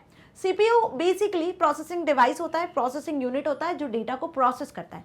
इनपुट यूनिट से जो डेटा आ रहा है, सीपीयू का काम है उसे प्रोसेस करना और आउटपुट डिवाइस तक पहुंचाना। अब सीपीयू अकेला ये काम नहीं करता है, सीपीयू में कुछ यूनिट्स होती हैं, ALU, CU, मेमोरी, जो मिलकर प्रोसेसिंग का काम करते हैं। So the CPU is responsible for carrying out the given instructions on given data called processing. समझ में आया? सीपीयू का काम होता है जो भी गिवन डेटा उसके पास पहुंचा है उसे इंस्ट्रक्शंस को, उस डेटा को प्रोसेस करना। CPU uses the following components. अब इस प्रोसेसिंग के लिए वो कुछ कंपोनेंट्स का यूज करता है। जैसे हम बात कर ले यहाँ पर ALU, arithmetic and logical unit की, जिसका बेसिकली काम होता है कैलकुलेशन का। So it is responsible for carrying out arithmetic instructions, plus minus into division और logical instructions greater than less than etcetera. So arithmetic logical unit का काम होता है basically plus minus into division और लॉजिकल ऑपरेशंस को perform करना, calculation करवाना। तो एक्चुअली जो प्रोसेसिंग होती है वो सीपीयू में ALU परफॉर्म करता है, ये मेन इंपॉर्टेंट रोल प्ले करता है। उसके बाद जो सबसे मेन इंपॉर्टेंट रोल प्ले करने वाली यूनिट होती है सीपीयू में, वो होती है कंट्रोल यूनिट। ALU के पास प्रोसेसिंग के लिए डेटा कब जाएगा? जब कंट्रोल यूनिट डायरेक्ट करेगी, कंट्रोल यूनिट सिग्नल्स देगी। मेमोरी से डेटा कब पहुंचेगा? जब कंट्रोल यूनिट मेमोरी को सिग्नल्स प्रोवाइड करेगी। तो control unit is responsible for controlling the execution, executions को, इंस्ट्रक्शंस के, डेटा के एग्जीक्यूशंस को कंट्रोल करने के लिए कंट्रोल यूनिट का यूज किया जाता है। And one instruction at a time and hence it supervises and controls the required components to carry out the instructions. आ गई बात समझ में अच्छे से? ये पहले भी डिस्कस कर चुके हैं। Now 24th question, What role does the memory play in the functioning of a computer system? Computer system की फंक्शनिंग के लिए मेमोरी क्या रोल प्ले करता है? सीपीयू तो प्रोसेसिंग कर रहा है, बट मेमोरी का क्या रोल होता है कंप्यूटर की फंक्शनिंग में? मेमोरी का रोल होता है डेटा को स्टोर करना, है ना। अब डेटा को स्टोर करने के लिए दो टाइप की मेमोरी यहाँ पे अवेलेबल होती है, प्राइमरी, सेकेंडरी, ठीक है। सो पढ़ ले क्या आंसर लिखा हुआ है। Memory play a vital role in the functioning of computer. Computer की फंक्शनिंग की जब भी बात आती है तो यहाँ पे हम प्रोसेसिंग की बात कर रहे होते हैं। किसकी? प्रोसेसिंग की। सीपीयू डेटा को प्रोसेस करता है और डेटा को प्रोसेस करने के लिए उसे डेटा चाहिए होता है, जो उसे कहाँ से मिलता है? मेमोरी से मिलता है। कौन सी मेमोरी से? रैम से। रैम कौन सी मेमोरी है? प्राइमरी मेमोरी है। तो यहाँ पे मेमोरी का रोल आपको समझ में आ चुका है। मेन रोल मेमोरी का ही होता है। जब तक मेमोरी में डेटा नहीं होगा तब तक सीपीयू उसे प्रोसेस नहीं कर पाएगा। आई बात समझ में? So CPU needs to have some place where it can hold instructions and data during processing. Processing के टाइम पे सीपीयू को जरूरत होती है ऐसी जगह की जहां पे वो डेटा को स्टोर कर सके। And once processing is over, और जैसे ही प्रोसेसिंग ओवर होती है तो रिजल्ट को स्टोर कर सके। आई बात समझ में? भाई सीपीयू को डेटा प्रोसेस करना है, रिजल्ट जनरेट करना है, तो प्रोसेसिंग के लिए उसको डेटा कहीं ना कहीं स्टोर करना है, रिजल्ट को भी उसको स्टोर करना है। सो इसी के लिए मेमोरी की जरूरत होती है। So once processing is over it needs a place where it can store the result permanently, so that place is computer memory. So hope आपको अब मेमोरी की रिक्वायरमेंट अच्छे से समझ में आ गई, राइट? और यहाँ पे बात किसकी कर रहे हैं हम? रैम की कर रहे हैं, right? So discuss two popular input devices. Now next is two popular input devices के नाम आपको यहाँ बताने हैं और उनके बारे में भी बताना है। तो obvious keyboard mouse are two popular और common input devices. Two popular input devices are keyboard that is used to input textual data by typing. Type करके आप यहाँ पे कोई भी टेक्सचुअल डेटा इनपुट कर सकते हो, है ना, जिसमें कुछ कीज के फॉर्मेट में आप टाइप करते हो और हर एक की का कुछ आस्की कोड या यूनिकोड होता है जो कि बाइनरी फॉर्मेट में कन्वर्ट हो जाता है। तो इनपुट डिवाइस से आप ह्यूमन रीडेबल फॉर्मेट में टाइप तो कर देते हो कीज को, लेकिन वो डेटा इनपुट डिवाइस के थ्रू बाइनरी फॉर्मेट में ही जाता है, ठीक है? एक की का 8 बिट का बाइनरी कोड जनरेट होता है, ठीक है? माउस का क्या काम होता है? Mouse is a pointing input device. जैसे मैंने आपको पहले भी बताया है कि माउस एक पॉइंटिंग इनपुट डिवाइस है, कीबोर्ड से डिफरेंट होता है, which helps in selecting, clicking and dragging. Drag drop करना है, कुछ सिलेक्शन करना है, आपको किसी ऑब्जेक्ट को क्लिक करना है, फाइल को ओपन करना है, single click, double click, property set करना है। सो हम बेसिकली इसके लिए माउस का यूज करते हैं। अब ये क्वेश्चन यदि लॉन्ग आंसर में पूछा जाएगा तो आप इनके डायग्राम भी बना के आ सकते हो, है ना? Now 26 question, What is the pointing device? Name a popular pointing device. तो देखो, अब पॉइंटिंग डिवाइस अभी हमने देखा प्रीवियस क्वेश्चन में, माउस एक पॉइंटिंग इनपुट डिवाइस है। अब माउस के अलावा भी पॉइंटिंग डिवाइसेस होते हैं, पॉइंटिंग इनपुट डिवाइसेस होते हैं। तो कौन से होते हैं पढ़े हमने इनपुट डिवाइसेस में? बस उन्हीं के नाम यहाँ पे लिखने हैं जो पॉपुलर पॉइंटिंग इनपुट डिवाइस की कैटेगरी में रखे जाते हैं। सो माउस तो है ही, इसके अलावा यहाँ पर आप जॉयस्टिक का यूज कर सकते हो, वो भी एक पॉपुलर इनपुट डिवाइसिंग की कैटेगरी में ही रखा जाता है, ठीक है? So a device that allows pointing to any location on the screen with the help of pointer is called a pointing device. आपने लैपटॉप वगैरह में जो स्क्रोलर होता है, जिसको थंब से आप स्क्रोल करते हो, है ना, वो भी एक पॉइंटिंग डिवाइस होता है, राइट? तो वो भी पॉइंटिंग डिवाइस की कैटेगरी में इंक्लूड होता है। तो पॉइंटिंग डिवाइस बेसिकली वही सारे डिवाइसेस होते हैं जिसके थ्रू आप स्क्रीन पे कर्सर को मूव करवा सकते हो, ठीक है, पोजीशन सेट कर सकते हो, ठीक है? So mouse is the popular pointing input device. इसके अलावा जॉयस्टिक का यूज कर सकते हैं हम, ठीक है? अब जो लैपटॉप्स में आते हैं ना, थंब से जिसको आप स्क्रॉल करते हो, स्क्रॉलर जिसे कहते हैं बेसिकली, मुझे नाम एग्जैक्टली याद नहीं आ रहा है, राइट? वो भी इनपुट डिवाइस होता है आपका, ठीक है? Next is when is scanner used for input. Input के लिए स्कैनर का यूज किया जाता है, ऑब्वियस। कब? Discuss various types of scanner. तो कुल मिला के इस क्वेश्चन में आपसे स्कैनर के बारे में पूछा है कि स्कैनर क्या होता है, कब इसका यूज करते हो, किस टाइप का डेटा से आप स्कैन करवा सकते हो और कितने टाइप के स्कैनर मार्केट में अवेलेबल है, ठीक है? सो स्कैनर होता क्या है बेसिकली? स्कैनर एक स्पेशल इनपुट डिवाइस होता है। क्या होता है? एक स्पेशल इनपुट डिवाइस होता है जो बिल्कुल फोटोकॉपी मशीन की तरह ही वर्क करता है। मतलब आप जैसे फोटोकॉपी क्रिएट करते हो ना, फोटोकॉपी मशीन में कैसे आप पेपर रखते हो, जो लिखा रहता है वो बिल्कुल एक ब्लैंक पेपर पे प्रिंट होकर निकल आता है, बिल्कुल वैसे स्कैनर में भी होता है। आप कोई पेपर स्कैनर पे रखते हो तो स्कैनर उसे एज इट इज स्कैन कर लेता है हाई क्वालिटी के साथ और स्कैन करके बेसिकली आपको कंप्यूटर सिस्टम पे शो कर देता है, ठीक है? आ गई बात समझ में? अब वो डेटा कुछ भी हो सकता है, कोई टेक्सचुअल डेटा हो सकता है, कोई इमेज, फोटोग्राफ हो सकता है, ठीक है? So scanner is a special input device which works like a photocopier machine. It is used for scanning any book, page, drawing etcetera. कुछ भी आप स्कैन करवा सकते हो and storing in a computer with the same format. जिस format में आप scan करवा रहे हो उसी फॉर्मेट में कंप्यूटर में आपको वो दिखेगा, उसी फॉर्मेट में आप उसे स्टोर करवा सकते हो। 2 से 3 टाइप के स्कैनर्स होते हैं। कौन कौन से? Handheld scanner, flat bed scanner, ठीक है? So scanner come in variety of sizes. Scanner जो है मार्केट में अलग अलग साइज के अकॉर्डिंग मिलेंगे, जिसमें हैंडहेल्ड स्कैनर की यदि बात कर लें तो हैंडहेल्ड स्कैनर क्या होता है? आप एक ऐसा डिवाइस होता है जिसको हाथ में पकड़कर आप डेटा को स्कैन कर सकते हो, ठीक है? So handheld scanner are very small and can be held in a hand. Portable होता है, इजीली कैरी कर सकते हो, हाथ में पकड़ के आप उसका यूज कर सकते हो। जैसे बारकोड होता है ना, बारकोड रीडर देखा है ना आपने, वैसा ही होता है। फ्लैट बेड स्कैनर क्या होता है? Flat bed scanner are larger than handheld scanner. इससे बिगर इन साइज होता है और मोर एक्सपेंसिव होता है, ठीक है। हैंडल स्कैनर जो होता है वो थोड़ा सस्ता होता है, लेकिन फ्लैट बेड स्कैनर जो होता है वो थोड़ा एक्सपेंसिव होता है। They definitely create higher quality images, इसके comparatively higher quality images generate करता है। This scanners have a flat surface on which the printed image to be scanned is placed. बिल्कुल जैसे फोटोकॉपी मशीन होती है ना, वैसा ही फ्लैट बेड स्कैनर होता है।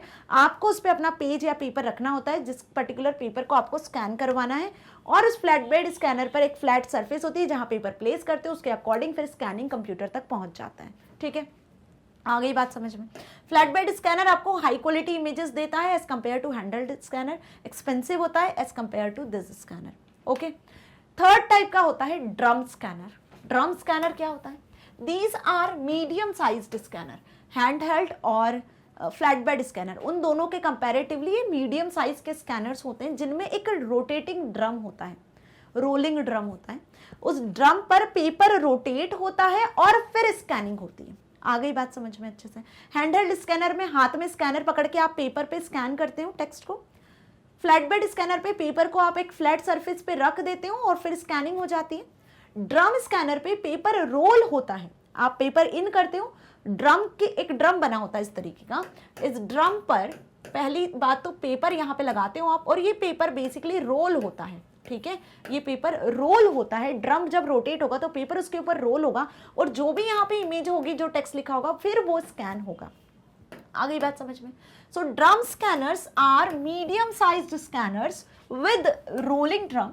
The sheet is fed through the scanner so that the drum rolls over the entire sheet to be scanned, okay. तीनों मैंने डिटेल में पढ़ाए हुए हैं। जब हमने आउटपुट इनपुट डिवाइसेस पढ़ा था, उसमें स्कैनर के तीनों टाइप बताए थे इमेजेस के साथ कि किस तरीके से ये प्रिंटर वर्क करते हैं, ओके। डिटेल में समझना है तो लिंक देख सकते हो आप डिस्क्रिप्शन में। 28th question, discuss the functioning of a light pen. Light pen की फंक्शनिंग अब इस क्वेश्चन में आपको बताना है कि लाइट पेन होता क्या है, ठीक है, किस तरीके से काम करता है। तो लाइट पेन भी क्या है? एक टाइप का इनपुट डिवाइस है, ठीक है। मींस जैसे आपको ये स्टाइलस दिख रहा है, मैं जो भी कुछ यहाँ पे लिखती हूँ ये बेसिकली आपको यहाँ पर विजिबल हो रहा है, ठीक है। तो लाइट पेन भी इसी तरीके का डिवाइस होता है। जो भी आप स्क्रीन पे लाइट पेन से इनपुट करते हो या सिलेक्शन करते हो तो वो कंप्यूटर में इनपुट हो जाता है। तो एक तरीके से हम इसे पॉइंटिंग डिवाइस भी कह सकते हैं, ठीक है। आप इससे कुछ ड्रॉइंग कर सकते हो, कुछ सिलेक्शन कर सकते हो, राइट। सो यदि इसका आंसर पढ़े हम तो a light pen is light sensitive computer input device. Light sensitive device होता है, इसमें लाइट आपको दिखती है ना। बेसिकली अ स्टाइलस, जैसे आपको ये स्टाइलस दिख रहा है बिल्कुल वैसा ही होता है। That is used to select the text, draw pictures and interact with user interface elements on a computer screen or monitor। इसको आप कंप्यूटर की स्क्रीन पर, मॉनिटर पर ड्रॉ करते हो। बिल्कुल इसी तरीके से एक पेन होता है जो अटैच होता है आपके सीपीयू से। बस आप कंप्यूटर स्क्रीन पे जो भी आपको पिक्चर ड्रॉ करना है, कुछ सिलेक्शन करना है, उसके लिए आप इसका यूज करते हो। A light pen detects changes in the brightness of nearby screen pixels when scanned by cathode ray tube electron beam and communicates the timing of this event to the computer। Basically इसको जब पहली बार use किया गया था तो cathode ray tube वाले जो monitor हुआ करते थे, मतलब जो डब्बे टाइप के जो सीआरटी मॉनिटर थे जिसमें ग्लास ट्यूब यूज होती थी, ठीक है, जिसमें फॉस्फर डॉट्स यूज होते थे, है ना, उनकी मदद से इलेक्ट्रॉन गन में फॉस्फर डॉट आते थे जो स्ट्राइक करते थे स्क्रीन पर, और फिर आपको टाइनी डॉट्स के फॉर्मेट में, पिक्सल्स के फॉर्मेट में पिक्चर्स दिखती थी। तो वहां पे आप इसका यूज करते थे। आ रही है बात समझ, ये डिटेल में पढ़ा है। लेकिन आजकल तो आप मोबाइल फोन्स में भी देखोगे आपको स्टाइलस या एक पेन दिखता है जिससे आप इनपुट कर सकते हो। आजकल फ्लैट स्क्रीन्स पे भी आप इसका यूज कर सकते हो, फ्लैट मॉनिटर्स जो होते हैं उस पर भी इसका यूज कर सकते हो। आ गई बात समझ में। तो लाइट पेन्स क्या होते हैं? फोटो सेंसिटिव डिवाइस होता है basically, okay. Next 29th, when is a barcode reader used for input and how. Barcode reader को यूज किया जाता है डेटा इनपुट करने के लिए, और कैसे यूज तो किया जाता है, हमें पता है कि इनपुट डिवाइस है, लेकिन कैसे इसका यूज करते हो। तो बारकोड रीडर नाम सुनकर समझ में आ गया है। शॉपिंग मॉल्स में वगैरह में आपने देखा है एक हैंडल डिवाइस होता है, जो भी प्रोडक्ट आप परचेज करते हो तो उस प्रोडक्ट पे बारकोड रहती है। कुछ इस तरीके की थिक थिन लाइंस होती हैं, राइट। कुछ इस तरीके की थिक थिन्स लाइन होती है जिसको रीड करने के लिए हम बेसिकली बारकोड रीडर का यूज करते हैं। किसका यूज करते हैं हम यहाँ पर? बारकोड रीडर का यूज करते हैं, राइट। होप आपको ये अच्छे से समझ में आ रहा होगा। ऐसी कुछ लाइंस होती हैं, है ना, ऐसी कुछ बारकोड बनी होती है जो हर एक प्रोडक्ट पे आपको दिखती है। तो एक इस तरीके का हैंडहेल्ड डिवाइस होता है, यहाँ से कुछ इस तरीके का डिवाइस होता है जो बेसिकली बारकोड्स को रीड करता है, ठीक है। और इन बारकोड में छुपी होती है सारी डिटेल प्रोडक्ट की, प्रोडक्ट का manufacturing detail, expiry date, ingredients क्या यूज़ किए हुए हैं, क्या प्राइस है, ओवरऑल सारी चीज़ें, ठीक है। So they are typically use to scan barcodes that are printed on paper labels. जो प्रोडक्ट होता है उनके ऊपर एक लेबल लगा होता है जिसमें बारकोड्स होती हैं, है ना, प्रिंटेड बारकोड होती है, उसको स्कैन करने के लिए। For example in shops, libraries, पैकेजली डिलीवरी एक्सेट्रा, हर जगह आजकल आप इसका यूज देख रहे हो। अब बारकोड रीडर और barcode scanner is an optical scanner input device. Basically ये एक ऑप्टिकल स्कैनर इनपुट डिवाइस होता है। Optical scanner input device means यदि हम बात करें, यदि हम यहाँ पर बात करें ऑप्टिकल स्कैनर इनपुट डिवाइस की, तो यहाँ से कुछ रेज निकलती हैं। जब आप इसको स्कैन करवा रहे होते हो इस बारकोड को, तो यहाँ से ना कुछ रेज निकलती हैं और वो रेज कुछ इस तरीके से होती हैं, रीड करती हैं जो इन बारकोड को, ठीक है। तो इसी को बेसिकली ऑप्टिकल स्कैनर डिवाइस कहा गया है। समझ में आई बात? यहाँ से कुछ रेज निकलती है जिसके फॉर्मेट में ये स्कैन करता है। तो अ बारकोड रीडर और a barcode scanner is an optical scanner input device, ठीक है। It captures and translates the barcodes into numbers or letters or translation by computer. ये ट्रांसलेट करता है उन बारकोड्स को नंबर्स में, लेटर्स में, कैरेक्टर्स में, जैसे कंप्यूटर को ट्रांसलेट किया जाता है वैसे। नोट क्या लिखा हुआ है? Barcode scanners can be connected to a computer through a serial port, keyboard port और interface device called a wedge. बहुत ध्यान से समझ लो, बारकोड डिवाइस को यदि कनेक्ट करना है तो जैसे आप कीबोर्ड को, है ना, और माउस वगैरह को कनेक्ट करते हो ना, उनके पोर्ट पीछे लगे होते हैं सीपीयू में, बिल्कुल वैसे ही आप इसे भी कनेक्ट कर सकते हो, जिसे वेज कहा जाता है। Okay, now 30th question, how important is control unit in computer system. CPU में एक्चुअली जिसे ब्रेन कहा जाता है वो कंट्रोल यूनिट होती है। अब ये कितनी इंपॉर्टेंट होती है, कैसे इंपॉर्टेंट होती है, क्यों इंपॉर्टेंट होती है, उसका आंसर आपको यहाँ करना है। तो ऑब्वियस सी बात है, सीपीयू डेटा को प्रोसेस करता है, ये हमें अच्छे से पता है। सीपीयू डेटा को प्रोसेस करता है, तो प्रोसेसिंग के लिए एलयू यूज की जाती है। एलयू जो यूनिट है, अरिथमेटिक लॉजिकल यूनिट, उसका यूज किया जाता है, ठीक है। लेकिन एलयू के पास डेटा प्रोसेस करने के लिए सिग्नल्स कहाँ से आते हैं? सबसे मेन पॉइंट, डेटा मेमोरी में स्टोर होना चाहिए तभी प्रोसेसिंग होगी। तो मेमोरी होना चाहिए, मेमोरी में डेटा स्टोर होना चाहिए। अब मेमोरी से डेटा एलयू के पास पहुंचेगा कैसे? उसके भी पहले इनपुट डिवाइस से डेटा इनपुट होगा और मेमोरी में जाएगा, फिर प्रोसेसर उसे प्रोसेस करेगा।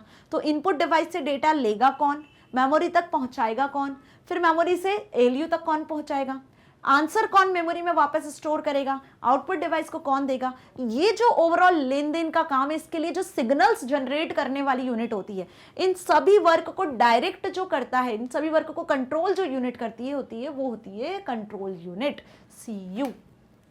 आ गई बात समझ में? सो आप इससे अंदाजा लगा सकते हो कि ये कितनी इंपॉर्टेंट है। जैसे हमारी ह्यूमन बॉडी में ब्रेन की क्या इंपॉर्टेंस है वो आप समझते हो ना, आपने साइंस में ह्यूमन ब्रेन के बारे में पढ़ा होगा, ठीक है। तो ब्रेन की क्या इंपॉर्टेंस है वो आपको क्लियर है ना। ब्रेन आपकी पूरी ह्यूमन बॉडी को डायरेक्ट करता है, क्या इंस्ट्रक्शंस आपको देना है ना, आपको किस तरीके से बिहेव करना है, क्या समझना है, क्या नॉलेज आपको गेन करना है, कैसे इंटेलिजेंस डेवलप करना, सब चीज़ें आपके ब्रेन डिसाइड करता है। ओवरऑल आपकी बॉडी के हर एक पार्ट को डायरेक्ट भी वही करता है ना। बिल्कुल वैसे ही सीपीयू में सीयू का काम होता है। The CU of the CPU directs the CU of the CPU directs the entire computer system to carry out और execute stored programs instructions। So पूरे कंप्यूटर सिस्टम को, entire कंप्यूटर सिस्टम को instruct करने का काम सीयू का होता है।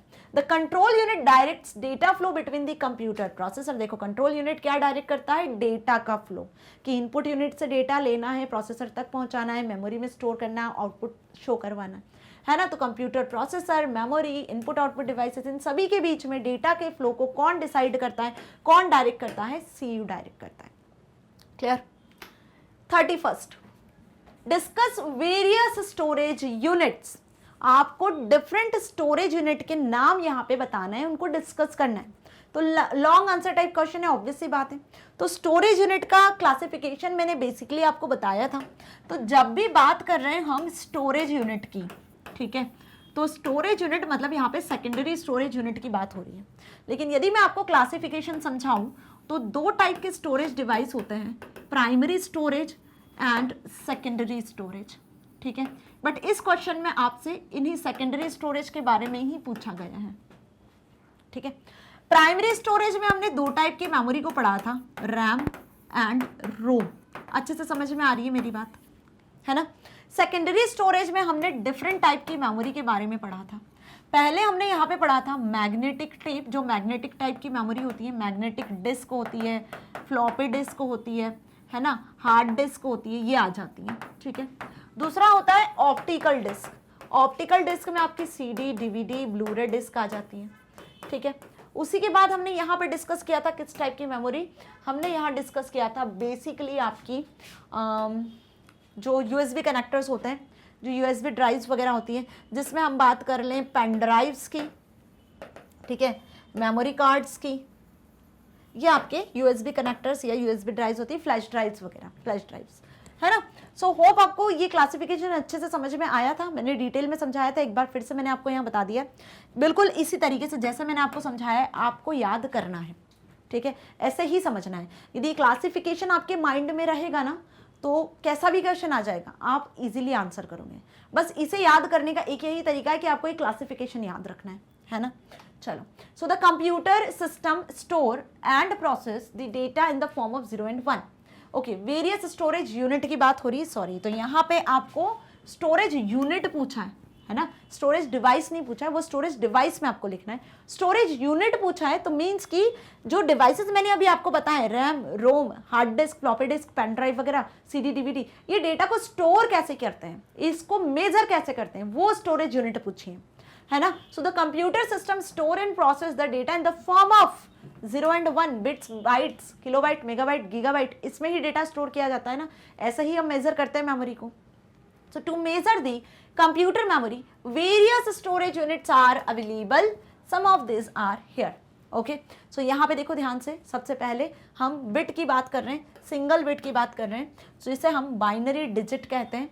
2 to the power 10 है ना, ये 2 to the power 10 है, 2 to the power 10, जिसका मतलब 1024 बिट्स होता है, मेगाबाइट्स होता है, उसकी बात कर रहे हैं, ठीक है। तो 2 to the power 10 मतलब 1024 मेगाबाइट्स मिलकर क्या बनता है, 1 गीगाबाइट बनता है। तो यहाँ पे बिट से लेकर गीगाबाइट तक आप इसको एक्सेस कर सकते हो। जो क्लासिफिकेशन मैंने आपको पढ़ाया था, फिर से मैं बताती हूँ, 8 बिट मिलकर क्या बनाते हैं, 1 बाइट बनाते हैं, ठीक है। आ रही है बात समझ में? Again I am telling, 1 byte मिलकर क्या बनता है, 1 बाइट, सॉरी 1024 ना, 1024 बाइट मिलकर क्या बनता है, 1 KB बनता है।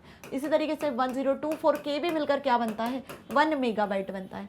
1024 MB मिलकर क्या बनता है, 1 गीगाबाइट बनता है, राइट। तो यहाँ पे ये जो दिया हुआ है ना क्लासिफिकेशन, ये यहाँ से लेकर यहाँ तक ही दिया हुआ है, ठीक है। और 0 and 1 ये क्या कहलाता है, सिंगल बिट कहलाती है, ठीक है। तो जो डेटा स्टोर होता है वो 0-1 के फॉर्मेट में बिट में स्टोर होता है, गीगाबाइट तक आप डेटा को स्टोर कर सकते हो। This is about the classification of units of storage devices और मेमोरी, राइट। उसी के आगे का क्लासिफिकेशन भी यहाँ आपको दिया हुआ है, देखो, बाइट, किलोबाइट, मेगाबाइट, ये बाइट है, किलोबाइट है, मेगाबाइट है, ठीक है। फिर टेराबाइट, पेटाबाइट, एक्साबाइट, जो मैंने आपको बताया वही सेम क्लासिफिकेशन। ये सब 2 to the power 10 है dear student, 2 to the power 10 है, 210 मत समझना इसको, ठीक है। आ गई बात समझ में, क्योंकि 2 to the power 10 मतलब कि 1024। Now next question, there are 2 types of internal memory in computer system. Computer system में 2 टाइप की इंटरनल मेमोरी होती है, ये हमें अच्छे से पता है। कंप्यूटर सिस्टम में 2 टाइप की इंटरनल मेमोरी होती है, अभी मैंने क्लासिफिकेशन में आपको समझाया, उनके नाम आपको बताना है। तो RAM and ROM 2 internal memory होती है। The computer system has 2 types of primary memory, RAM random access memory, ROM read only memory, ठीक है। समझ में आ गया? अब इनको डिफाइन भी आप कर सकते हो, इनका डिफरेंस भी आपसे 100% पूछा जाएगा, वो भी लिख सकते हो। रैम जो कि एक वोलेटाइल मेमोरी होती है, टेम्परेरी मेमोरी होती है, इसमें डेटा आप रीड राइट कर सकते हो, सीपीयू रैंडमली इसको एक्सेस करता है प्रोसेसिंग के लिए। रोम जो कि नॉन वोलेटाइल इन नेचर होती है, इसमें एक बार डेटा लिख दिया तो वो परमानेंट होता है, उसको आप इजीली डिलीट नहीं कर सकते हो, है ना। बूटिंग प्रोसेस में जो डेटा आप देखते हो अपने कंप्यूटर सिस्टम पे, वो इसमें ही होता है स्टोर, ओके। वही चीज़ डिटेल में देख लेते हैं। Read only memory, ROM, in this memory information once stored remains fixed. इसमें जो इन्फॉर्मेशन आपने एक बार लिख दी वो फिक्स्ड हो जाती है, it can't be changed easily. So ROM को can only be read and used, तो रोम को आप सिर्फ रीड कर सकते हो, यूज कर सकते हो। It can not be changed और रिटर्न ऑन टू, इसमें आप डेटा लिख नहीं सकते, उसको चेंज नहीं कर सकते। Generally ROM contains a setup to startup instructions. ROM में जनरली क्या स्टोर होता है, जब आप कंप्यूटर सिस्टम को स्टार्ट करते हो तो जो इन्फॉर्मेशन आपको दिखती है वो इसमें ही स्टोर होती है, जो कंप्यूटर को बताती है that what to do when a computer is turned on. Okay, कि जब भी कंप्यूटर स्टार्ट होता है तो कंप्यूटर को करना क्या है, इनपुट आउटपुट हार्डवेयर सॉफ्टवेयर सभी चीज़ों की चेकिंग होती है, सब सही तरीके से वर्क कर रहे हैं नहीं कर रहे हैं, है ना, वो इन्फॉर्मेशन रोम में होती है। The contents of ROM remains stored even if power is turned off. यदि पावर टर्न ऑफ हो जाता है, मतलब आप यदि सिस्टम बंद भी कर देते हो तो भी ये इंफॉर्मेशन रोम में स्टोर रहती है, डिलीट नहीं होती है। रैम, रैंडम एक्सेस मेमोरी, यही बेसिकली इंटरनल मेमोरी के फॉर्मेट में हम यूज करते हैं, that can be read from as well as return to, जिसके डेटा को आप रीड भी कर सकते हो, राइट भी कर सकते हो, इसीलिए हम इसे रैंडम एक्सेस मेमोरी कहते हैं। When people talk about computer memory in connection with computer they usually mean the RAM. बहुत अच्छी लाइन लिखी हुई है जो मैं स्टार्टिंग से आपसे बताती आ रही हूँ कि जब भी इंटरनल मेमोरी, प्राइमरी मेमोरी की बात होती है कंप्यूटर सिस्टम में, तो हम किस मेमोरी की बात कर रहे होते हैं, रैम की बात कर रहे होते हैं। The random access memory RAM is a volatile memory, it means it contents are lost when the power is turn off। जब पावर टर्न ऑफ हो जाता है तो कंप्यूटर में से रैम में जो भी डेटा होता है वो लॉस्ट हो जाता है, इसलिए हम इसे वॉलेटाइल मेमोरी कहते हैं। आगे बात समझ में। 33 question, compare and contrast internal memory and external memory. Internal memory और एक्सटर्नल मेमोरी क्या होती है, इसे कंपेयर करना है और आपको डिफरेंस लिखना है कुल मिला के। अब डिफरेंस आप इस तरीके से भी लिख सकते हो या डिफरेंस आप पॉइंट वाइज भी लिख सकते हो। ओके, जैसे आपको लिखना है, वैसे ये सही तरीका होता है डिफरेंस लिखने का। अब ये डिफरेंस मैंने डिटेल में समझाया हुआ है, जब मैंने चैप्टर पढ़ाया था सेकेंडरी स्टोरेज डिवाइसेस पढ़ाया था, वहाँ मैंने इसका डिफरेंस आपको डिटेल में समझाया था। प्राइमरी मेमोरी, इंटरनल मेमोरी जिसे हम कहते हैं, ये मेमोरी डायरेक्टली कनेक्टेड होती है किससे, सीपीयू से। सीपीयू इस प्राइमरी मेमोरी से, रैम से ही डायरेक्टली डेटा एक्सेस करता है। बट जो सेकेंडरी मेमोरी होती है जिसे हम एक्सटर्नल मेमोरी कहते हैं या फिर इसे हम ऑक्सिलरी मेमोरी भी कहते हैं। क्या कहते हैं सेकेंडरी मेमोरी को, ऑक्सिलरी मेमोरी भी कहा जाता है। तो अगर ये नाम सुनो तो घबराना मत, सेकेंडरी मेमोरी को एक्सटर्नल ऑक्सिलरी दोनों कहा जाता है। इसी तरीके से प्राइमरी मेमोरी को इंटरनल मेमोरी भी कहा जाता है, मेन मेमोरी भी कहा जाता है, तीनों नाम इसके हैं। सेकेंडरी मेमोरी सीपीयू से डायरेक्टली कनेक्टेड नहीं होती है। ओके, मेमोरी वोलेटाइल होती है, कौन सी, रैम। प्राइमरी मेमोरी में रैम की बात कर रहे हैं जो वोलेटाइल होती है। सेकेंडरी मेमोरी में hard disk, floppy disk, CPU hard disk, floppy disk, pen drive, जो भी आपकी मेमोरीज है सब नॉन वोलेटाइल होती है। पावर टर्न ऑफ होने के बाद भी इनमें से डेटा डिलीट नहीं होता है। ठीक है, सो बेसिक डिफरेंस हमने यहाँ पे लिख दिया, internal memory versus external memory. Okay, costly होती है सेकेंडरी स्टोरेज से, रैम रोम जो होती है वो बेसिकली कॉस्टली होती है, लेकिन जो प्राइमरी मेमोरी, सॉरी ये जो मेमोरीज होती हैं आपकी, हाँ सही बोल रही हूँ ना मैं, ठीक है, प्राइमरी मेमोरी की हम बात कर रहे हैं। ये जो प्राइमरी मेमोरीज होती हैं वो बेसिकली कॉस्टली होती है सेकेंडरी मेमोरी से, लेकिन सेकेंडरी मेमोरी क्या होती है, चीपर होती है, सस्ती मिल जाती है आपको। ठीक है, as compare to primary memory, means की ये एक्सपेंसिव होती है और ये लेस एक्सपेंसिव होती है, हम ऐसा बोल सकते हैं। Faster data access rate, RAM का डेटा एक्सेस रेट फास्टर होता है, क्यों, क्योंकि सीपीयू से डायरेक्टली कनेक्टेड होता है। सीपीयू डायरेक्टली रैम से डेटा उठाता है तो फास्ट वे में वहाँ से डेटा मिलता है, कम टाइम में जल्दी एक्सेस कर लेता है। यहाँ पे डेटा रेट स्लोअर होता है क्योंकि सीपीयू से डायरेक्टली कनेक्टेड नहीं होती है। यूज्ड फॉर प्रोसेसिंग डेटा, ये जो रैम होती है इंटरनल मेमोरी, डेटा प्रोसेसिंग के लिए यूज़ की जाती है और ये डेटा को स्टोर करने के लिए यूज़ की जाती है। मतलब जब बैकअप लेना है आपको अपने डेटा का, जो परमानेंटली आपको स्टोर करके रखना है, तो आप सेकेंडरी स्टोरेज का यूज़ करते हो। साइज़ के अकॉर्डिंग देखा जाए तो प्राइमरी मेमोरीज जो होती है रैम रोम, इनका साइज़ स्मॉल होता है और ये लार्ज इन साइज़ होती हैं। ठीक है, हार्ड डिस्क रैम रोम से ज़्यादा बड़ी होती है ना। सो होप आपको सारे डिफरेंस अच्छे से समझ में आ गए। अब यहाँ पे कोई भी 4 डिफरेंस अच्छे से कर लेना, ठीक है, 4 से ज़्यादा डिफरेंस आपको करने की ज़रूरत नहीं है। Next question, why is auxiliary memory required. अब देखो, अभी मैंने बताया आपको कि सेकेंडरी मेमोरी को ही ऑक्सिलरी मेमोरी कहते हैं। ठीक है, और एक क्वेश्चन हमने डिस्कस किया था कि इंटरनल मेमोरी रैम के क्या लिमिटेशंस है और एक्सटर्नल मेमोरी सेकेंडरी मेमोरी की ज़रूरत क्यों पड़ी। तो इन दोनों क्वेश्चन का आंसर सेम था। वही क्वेश्चन आपसे फिर से यहाँ ऑक्सिलरी मेमोरी के फॉर्मेट में पूछ लिया कि सेकेंडरी मेमोरी की जरूरत क्या है भाई, क्यों सेकेंडरी मेमोरी का यूज किया जा रहा है।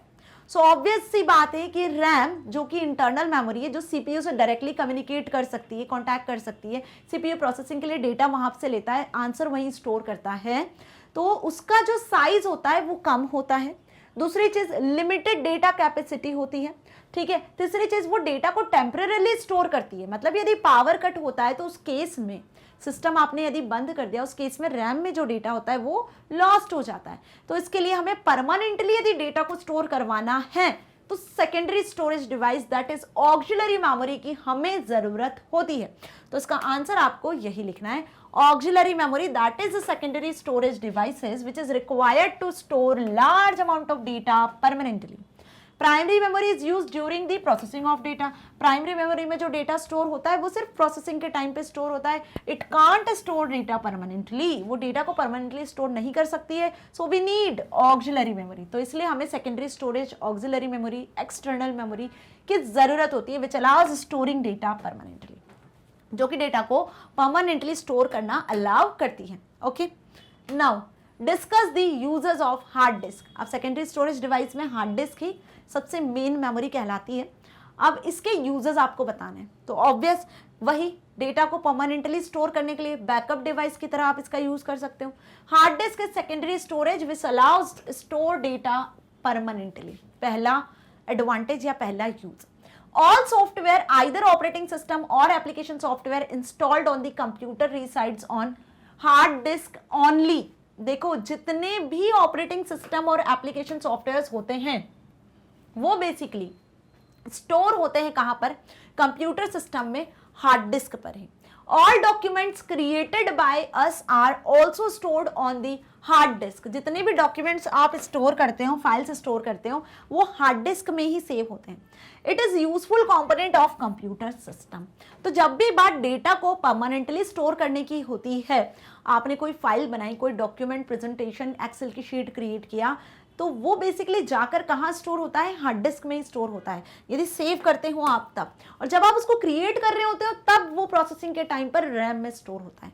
Okay, now discuss the functioning of DVDs. अब डीवीडीज क्या होती है, ये भी सेकेंडरी स्टोरेज डिवाइस ही होते हैं, जिन्हें हम डिजिटल वीडियो डिस्क या फिर डिजिटल वर्सेटाइल डिस्क के नाम से जानते हैं। आई बात समझ में, डिजिटल वीडियो डिस्क या डिजिटल वर्सेटाइल डिस्क के नाम से आप इन्हें जानते हो। ये बेसिकली टू साइडेड डिस्क होती है, इसमें जो डेटा स्टोर होता है वो दोनों साइड पे होता है, राइट। सीडी से ज्यादा अमाउंट में डेटा को स्टोर करती है, हाई कैपेसिटी होती है, फास्टर होती है। डिजिटल वर्सेटाइल डिस्क और डिजिटल वीडियो डिस्क, देखो दोनों इसके फुल फॉर्म है ना। सीडी का फुल फॉर्म क्या होता है, compact disk, right. So it is an optical storage device, ये भी एक सेकेंडरी ऑप्टिकल स्टोरेज डिवाइस होता है that looks the same as compact disk. Compact disk की तरह ही दिखता है but can hold about 15 times as much information and transfer it to computer about 20 times as fast as CD-ROM। CD-ROM से 15 गुना ज्यादा data store करता है और 20 times फास्टर एग्जीक्यूशन करता है डेटा का, ठीक है। Now the surface of optical disk is burned by precisely controlled thin high energy single frequency red laser beam to record and read data bits. Okay, so hope इसकी working भी आपको समझ में आ गई है। डिटेल में मैंने समझाया हुआ है इस क्वेश्चन को, राइट।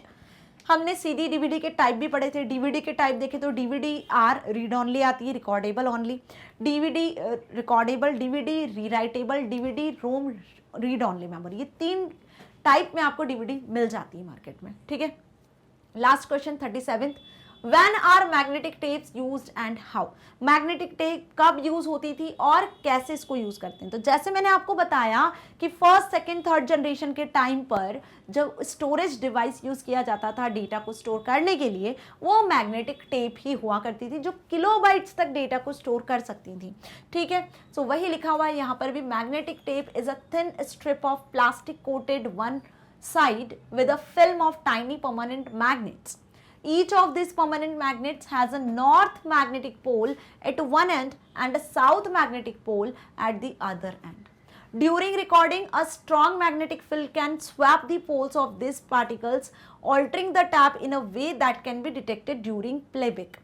अब मैग्नेटिक टेप कैसी दिखती थी, बेसिकली मैं आपको बताऊं। यहाँ पे ये जो लिखा है वो तो लिखा है, जैसे आपने पहले जो VCRs वगैरह होते थे, टैप रिकॉर्डर्स होते थे जिनमें कैसेट्स यूज़ की जाती थी, है ना। तो यदि VCR का नाम आपने सुना होगा, जो आपके दादा के टाइम पे भी चलता होगा, पापा दादा के टाइम पे VCR का नाम सुना होगा, जिसमें टेप्स होती थी। वो कुछ टेप्स इस तरीके की होती थी, देखो ब्लैक कलर का उनमें कवर होता था उन टैप में, ठीक है, ब्लैक कलर का उन टैप का कवर होता था और बेसिकली ब्लैक कलर से ही फिल होती थी। और इन में पर्टिकुलरली यदि देखा जाए, इन टेप्स में देखा जाए तो यहाँ पर ना सर्कुलर रील्स का यूज़ किया जाता था। किसका यूज़ किया जाता था? सर्कुलर रील्स का। तो यहाँ पे जो डेटा स्टोर होता था ना, उन रील्स में ही स्टोर होता था। तो कुछ इस तरीके की जो मैग्नेटिक टेप है वो होती थी, बेसिकली हार्ड डिस्क से भी बिगर इन साइज होती थी। अब इसमें यदि हम बात करें तो ऐसे सर्कुलर रील्स के फॉर्मेट में, कैसे सर्कुलर रील्स के फॉर्मेट में डेटा स्टोर होता था, ठीक है। एक तरफ रीडिंग होता था, एक तरफ राइटिंग होता था, ठीक है। मीन्स कि यदि हम बात करें, जब डेटा रीड हो रहा है तो ये जो रील्स है वो इधर ट्रांसफर हो जाएंगी, जब डेटा राइट होगा तो रील्स इधर साइड पे मूव होने लगेंगी। इस तरीके की सर्कुलर टेप्स होती थी, सर्कुलर रील्स इसमें यूज होती थी, ठीक है, डेटा को स्टोर करने के लिए। अब यहाँ पे सिर्फ किलोबाइट तक ही आप डेटा को स्टोर कर सकते थे। कैसे? सिर्फ किलोबाइट तक ही आप डेटा को स्टोर कर सकते थे, बहुत कम कैपेसिटी की होती थी। तो वही लाइन यहाँ पे लिखी हुई कि magnetic tape is a thin strip of plastic coated on one side with a film of, ये जो रील्स की मैं बात करी वो यही है, film of tiny permanent magnets, ठीक है, मैग्नेटिक मटेरियल की बनी होती थी। Each of this permanent magnets has a north magnetic pole at one end and south magnetic pole at other end, जिसके थ्रू डेटा रीड और राइट होता था। During recording a strong magnetic field can swap the poles, जब recording होती थी तो एक strong magnetic field जो है वो उन पर्टिकुलर पोल्स के आसपास स्वैप होती थी, altering the tap in a way that can be detected during playback. Okay, so hope आपको मैग्नेटिक टेप के बारे में भी समझ में आ गया है, राइट। सो स्टूडेंट्स, यहाँ पे फिनिश होता है हमारा ये सेशन, जिसमें असाइनमेंट में जितने भी क्वेश्चंस थ्योरेटिकल बेस्ड हमने डिस्कस किए हैं उनके सभी के आंसर्स आपको अच्छे से समझ में आ गए होंगे। वीडियो अच्छा लगा है तो इसे आप लाइक शेयर कर सकते हो। सारे क्वेश्चंस के आने के आपकी एग्जाम में 110% चांसेस हैं। इनके आंसर्स आपको बुक में कहीं नहीं मिलना है, आंसर्स आप यहाँ से एक्सेस कर सकते हो, स्क्रीनशॉट ले सकते हो, either you can write the answers also by pause button of video. Okay, so magnet brains आपको ना सिर्फ K-12 बल्कि CBSE Hindi English medium, spoken English, CUT, NTSC, olympiad, UP Bihar board और अब तो MP बोर्ड की प्रिपरेशन भी करवा रहा है 100% free off cost with high quality education. यदि आप यहाँ पे एक्सेस करना चाहते हो books, e books, notes, e notes की फैसिलिटी को, तो वो भी अवेलेबल है, लिंक इससे रिलेटेड मिल जाएगी आपको डिस्क्रिप्शन में। मैग्नेट ब्रेन्स की वीडियो लेक्चर्स को आप ना सिर्फ यूट्यूब बल्कि magnetbrains.com वेबसाइट या फिर आप मोबाइल ऐप को भी प्ले स्टोर से डाउनलोड करके ईजी वे में 100% फ्री ऑफ कॉस्ट एक्सेस कर सकते हो। कोई रिसेंट अपडेट यदि आप एक्सेस करना चाहते हो तो आप हमारे सोशल मीडिया प्लेटफॉर्म को एक्सेस कर सकते हो, फेसबुक, इंस्टा, ट्विटर जैसे पेजेस को फॉलो कर सकते हो, ताकि आप अपने एग्जाम में 100% मार्क्स लेकर आ सको और अच्छे से अच्छा अचीव कर सको। So stay tune with me for next video. Till then stay here. Thank you so much.